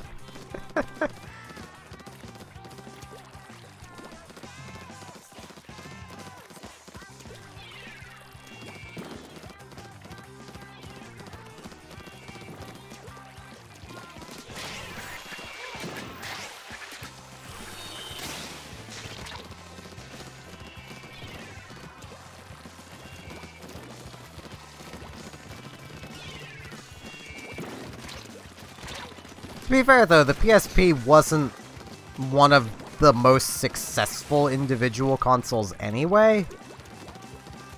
So it definitely got hurt more. It was trying to compete with the DS, and Nintendo just stumbled across money on that one. But I will agree, like, that is a good point against piracy. But at this point, the industries just need to accept it will be there. They're never gonna kill it. Not unless they just stop making products.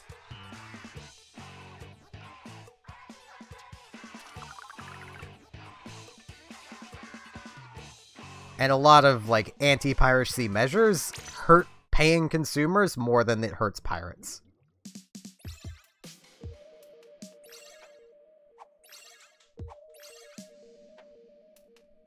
Yeah, I'm not saying the PSP did bad. I actually have one sitting on my desk. I bought one.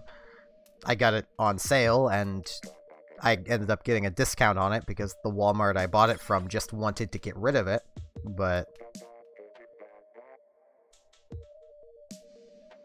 because I bought it, like, a few years after the PSP was stopped being sold, and my local Walmart still had, like, 2 of them, and they just wanted to get rid of them.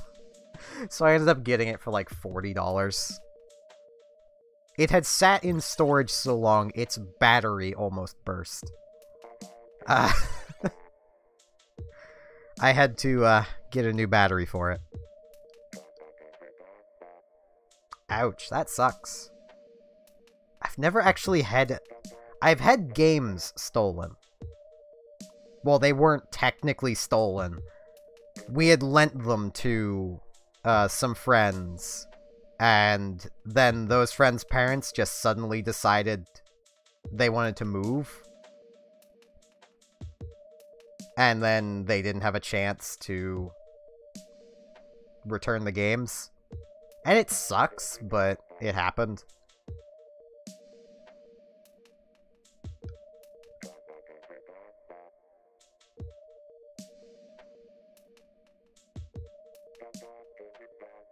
Yeah, I get that. I get that point of view there, Squeaky. And I myself do see some justifications for pirating, and they mostly come in cases of, and I'm gonna use Spore as an example. Spore on, on PC, when it released, had DRM in such a way that if you installed the game more than 5 times, you had to buy the game again. You didn't actually buy the game when you bought it when you purchased the game. You bought a license for 5 downloads. Which led to the game being pirated a lot. Because, well, who wants to pay for a game that they're not even getting to own? And they're being told, like, this isn't yours.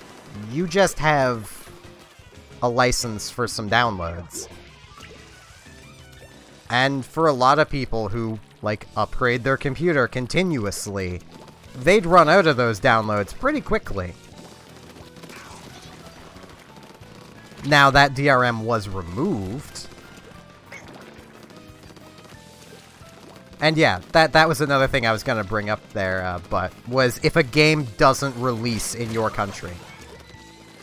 Like, in my case, with Fire Emblem New Mystery of the Emblem. Yeah, pirate it. Nintendo is never going to release it over here. It was a DS title. Not even 3DS title, a DS title.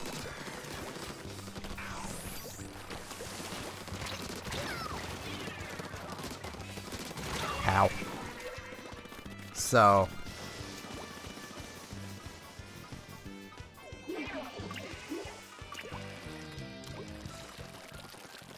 well, you still download the files. If you have the game downloaded, you have the full game. That's how you can torrent games. Is because, well, you download all of the files. Yeah, I play Mother 3 on emulator too. It's a game I'm still playing through on stream. I'll get back to it eventually. I forget what I was even doing. Like... I just like having an English version of the game I'm playing. I mean, I know some Japanese, not enough to play a game. I don't even know enough to hold a conversation.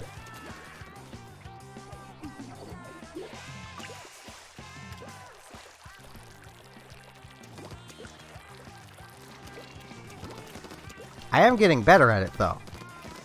There's actually some pretty neat games on Steam that... this is completely off topic. But yeah, if anyone wants to learn Japanese, there's some really neat games on Steam called Learn Japanese to Survive. They're RPGs where you learn Japanese. Like, that's the entire goal of the games, is to teach you Japanese. And if you don't learn, you can't progress. Which is a really cool way to learn things.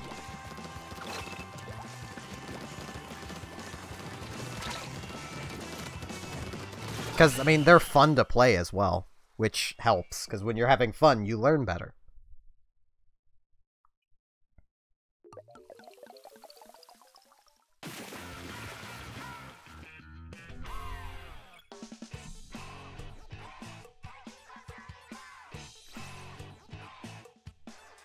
But yeah, reasons, in my opinion, to always pirate a game is if the DRM is just horrible, and just hurts you for buying the game. It's not released in your country, or you physically cannot purchase it anymore.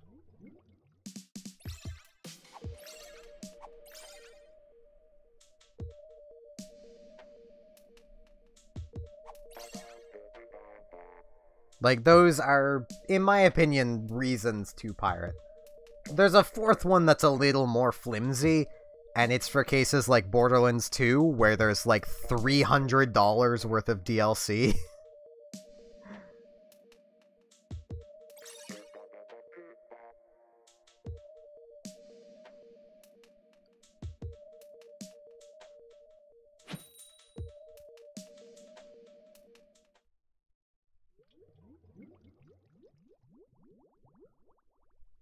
If I knew Spanish, I would attempt to fill that void there, Jay, but I don't know Spanish.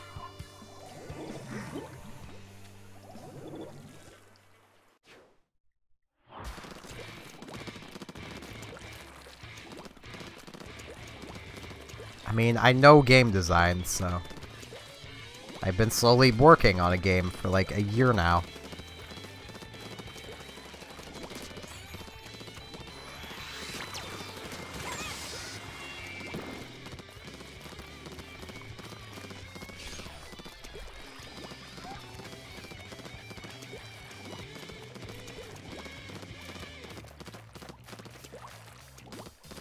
And I've been working on a TCG for even longer. I'm just... there is so much math involved with making a TCG.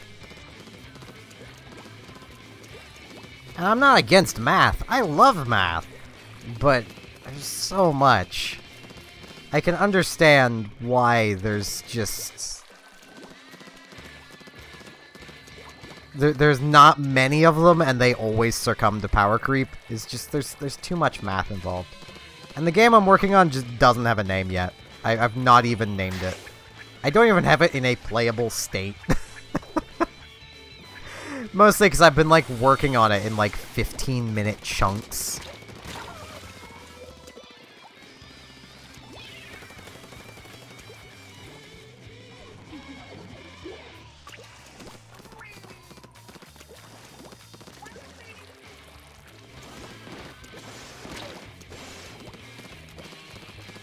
I have a lot of old DOS games pirated because you just can't get them anymore. They just don't exist, really, outside of, like, the DOS box community. But they're so good, and they're footnotes in gaming, and one of them is the best pirate trading game ever. You're not supposed to be a pirate, but you can be a pirate! You'll actually never see the end of the game if you play it as a pirate. And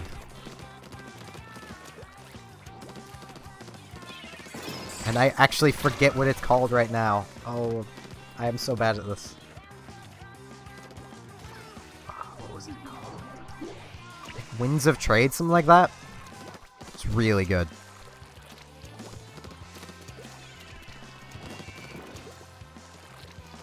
Yeah, if I ever do get my game to, like, a playable state, I do plan on just, like, throwing demos out onto my stream's Discord channel. Just so you all can play it and poke holes in it. I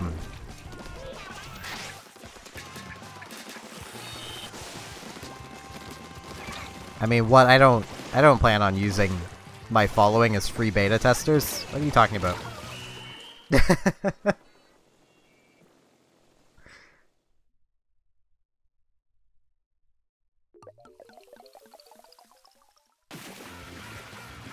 That was a close game. Does not look like we won that. But, okay.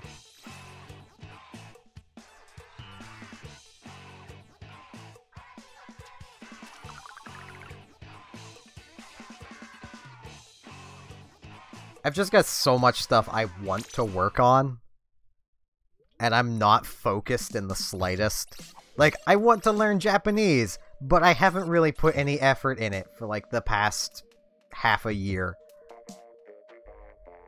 I want to finish a game, but I just... you know... I just haven't put any time towards it. Like, my RPG I'm making. I want to at least get my TCG to a playable state. But I just haven't put time into it. Well, at least not enough time into it. And yeah, every TCG will have jank. I just want to avoid the massive amounts of power creep that things like Magic the Gathering and Yu-Gi-Oh! Have seen. Magic to a lesser extent, because they just reprint the same cards basically over and over again. That's how Bear became a thing. The just 2-2 for 2. It's just a bear.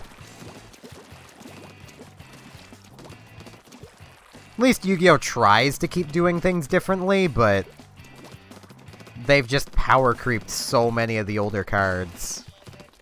And I want to try to avoid that. Like, that's my main goal with my TCG, is just to avoid as much power creep as I can.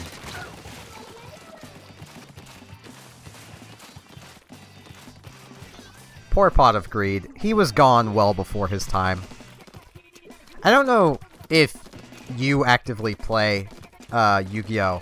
But there is effectively a new Pot of Greed in the game now. But only for decks who don't use the extra deck. It's called Pot of Indulgence. You banish 3 or 6 cards from your extra deck face down, random cards from your extra deck face down, and draw 2 cards. Well, 1 card for each set of 3 that you banish. So effectively, if you're running 3 of this thing and don't need your extra deck, you've effectively got 2 Pots of Greed and 1 Upstart Goblin in your deck.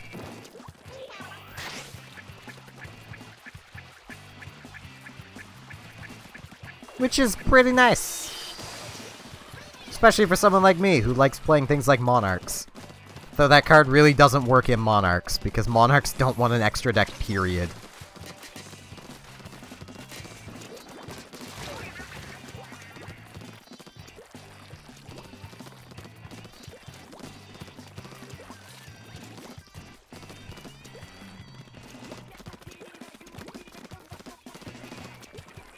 And for a moment, I had thought about trying to splash it into Shadal's, but Shadal's need their extra deck. Though I do tend to play all of their fusions at 3, so it probably wouldn't hurt me to play, like, one copy.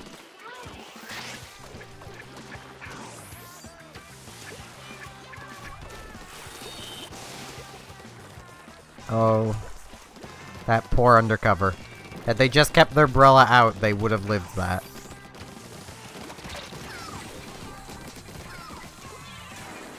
I'm so sorry, Link. I did not mean to murder you.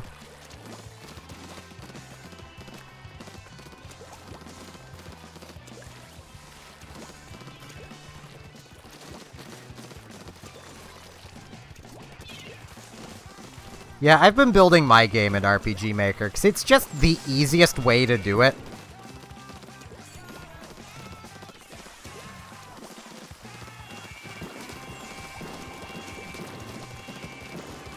See, I was kind of the opposite there, but I got really into Yu-Gi-Oh! And I've tried getting into Magic, but there's just, like, so much with Magic that just doesn't make sense to me.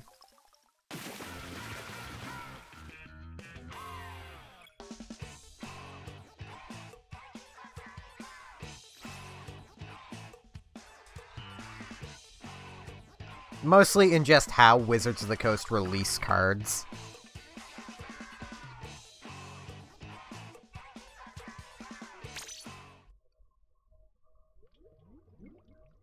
Because it's like, well, you know, you have your normal lands, but there's also these dual lands that when you play them, they come into play tapped. But then there's also these really old dual lands that in some formats are still playable, that come into play normally and are still dual lands, and they're worth like $300 a piece because they're so old and have never been reprinted. It's like, I'm very confused. Why would they have ever made these other lands if they kept the other lands legal and...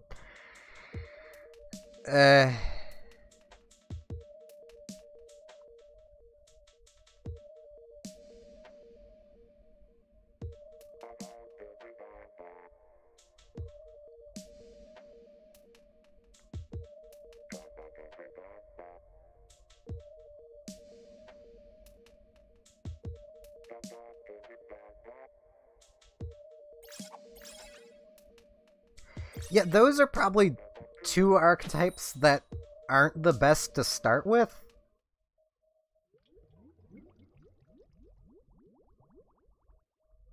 I mean, Ghost Tricks themselves are complicated and very combo heavy. And I don't remember how the other archetype there works. But, like, anytime I've tried to get people into Yu-Gi-Oh!, I've tended to start them with Monarchs. Because Monarchs are one of the strongest decks that uses the fewest game mechanics. Like, they're a tribute summon archetype. All they do is tribute summon. And they generally build one monster a turn, and they're slow, but they're not weak. And yeah, I know some basic programming, so I'm decent with RPG Maker, so...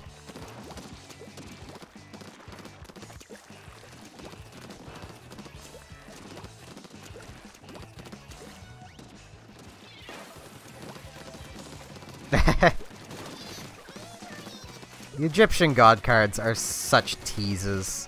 They look so good, until you see that requires 3 tributes.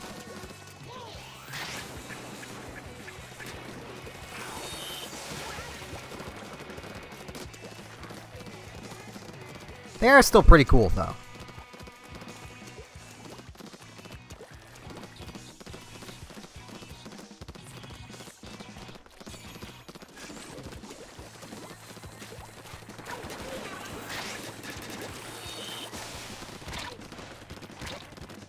Ow.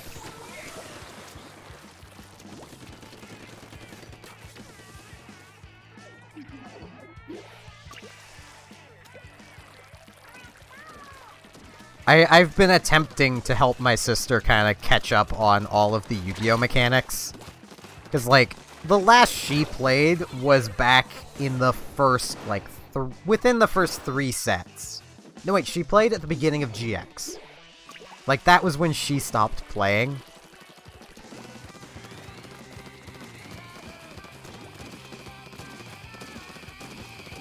So, like, she has no idea, well, at least had no idea of, like, how pendulum monsters work, how synchros work, how XCs work, how link monsters work. Because all of them are new.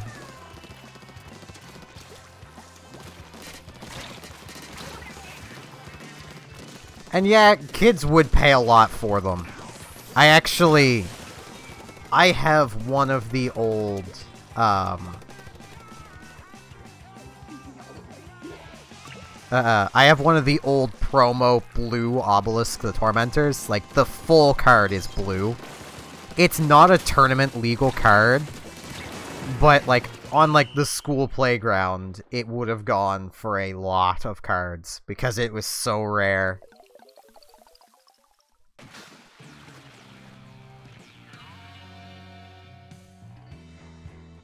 Yeah, my school tried to ban things like that, and the kids would just kind of go to, like, a corner of the playground and just play there. Like, teacher shows up, they're not technically on school property where they were playing, so they couldn't say anything. Because we were little, smart beeps.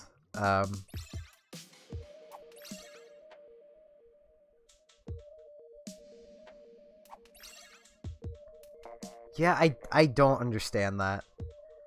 And Jay, I'd say I'd be up for that if I wasn't just so terrified of talking to people off stream.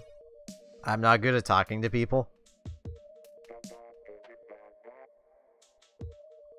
I mean, I could try teaching through text.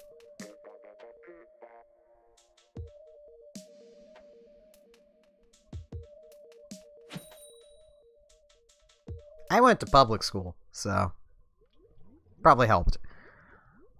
And they didn't even really start doing anything until I was, like, in high school. And we didn't have, like, a middle school, it just went elementary, high, so, like, my grade 7 onwards. And kids would just leave and go to, like, a convenience store across the road and play there.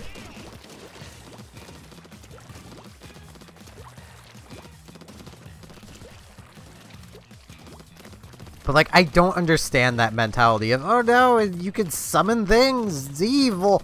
Partially because my girlfriend is quite Christian, and she doesn't care. Like, it's a card game.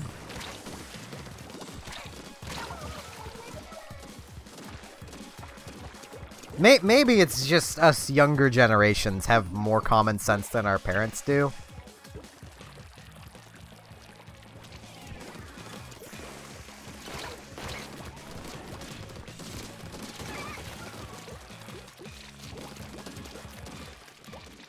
I will admit, Jay, one thing I would probably just do is recommend he watch a few just YouTubers who play Yu-Gi-Oh! Hard Leg Gaming is great for that. He just builds random gimmicky decks like every 2 weeks and then plays 10 duels with them. Sometimes they work out, sometimes they don't. It's where I've caught up with how a lot of the game works. Yeah, I thought witchcraft was the gateway to witchcraft, but, you know. What do I know? I'm just a random person in the corner who doesn't know anything, so. I was never very religious. Never will be, but we probably shouldn't get on that topic, because I know there are some very strong opinions about it. And a lot of people who would take great offense to my just, I don't know. So.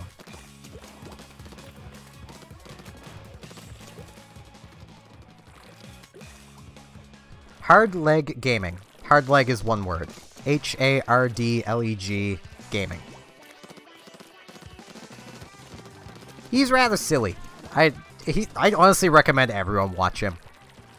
If I had money, I would be donating it to his Patreon. He is quite the silly goofball. And he's just a joy to watch.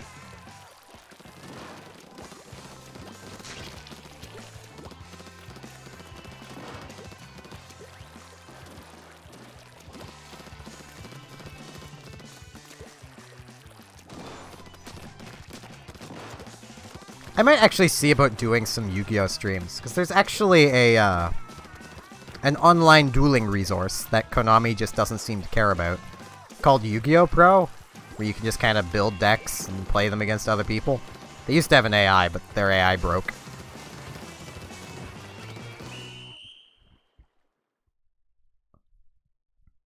I think that could be fun to just mess around with for a stream. So I have to record stuff tonight. I should... Oh, excuse me. I should probably get this stream ended soon. Because I'm a little past when I actually intended to end it. It's just... I've been just having so much fun. And now I have hiccups. Jeez.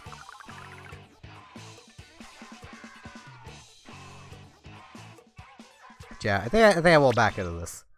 And end the stream off here. Because I have to record some Stardew Valley.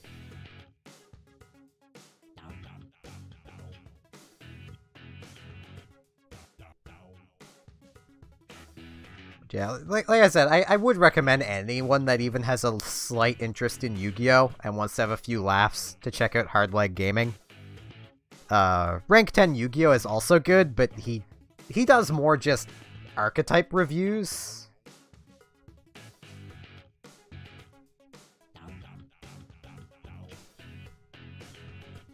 And yeah, Squeaky, I will, yeah.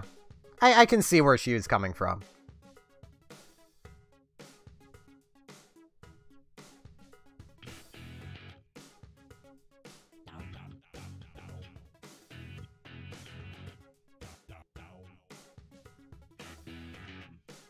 Trying to remember other...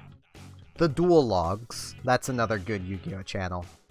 I would not recommend Simo, because as much as he is informative, he can also be kind of a jerk when describing things about newer players. And it's kind of annoying. Same with DZ. They both kind of do it. They're both more on the competitive side. And... DZ is worse for it. Much worse for it. But they both have kind of a, you don't know that? Well, you're an idiot kind of vibe to them. DZ would probably tell you that to your face. Simo would just insinuate it. Yeah, I've watched a lot of Yugi tubers.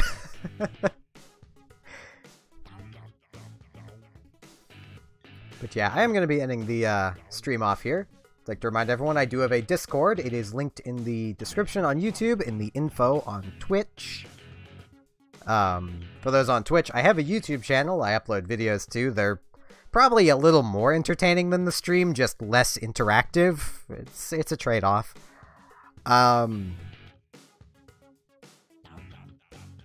Yeah, I'm trying to think if that's all the housekeeping I've got. I think that is. I mean, technically I have a Patreon, but I don't deserve money. I don't even think I have it properly linked anywhere. So, other than on like my videos on YouTube, and I don't even mention it on there anymore. It's just there.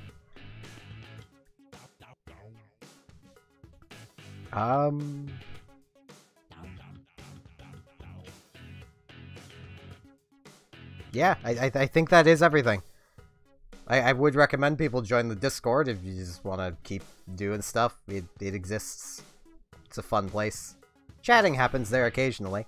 Not often. I actually kind of want it to be more active. I know that's going to take me interacting there more, but yeah. With that, thanks everyone for watching, and I'll hopefully be back streaming tomorrow, around the same time. So, see you then!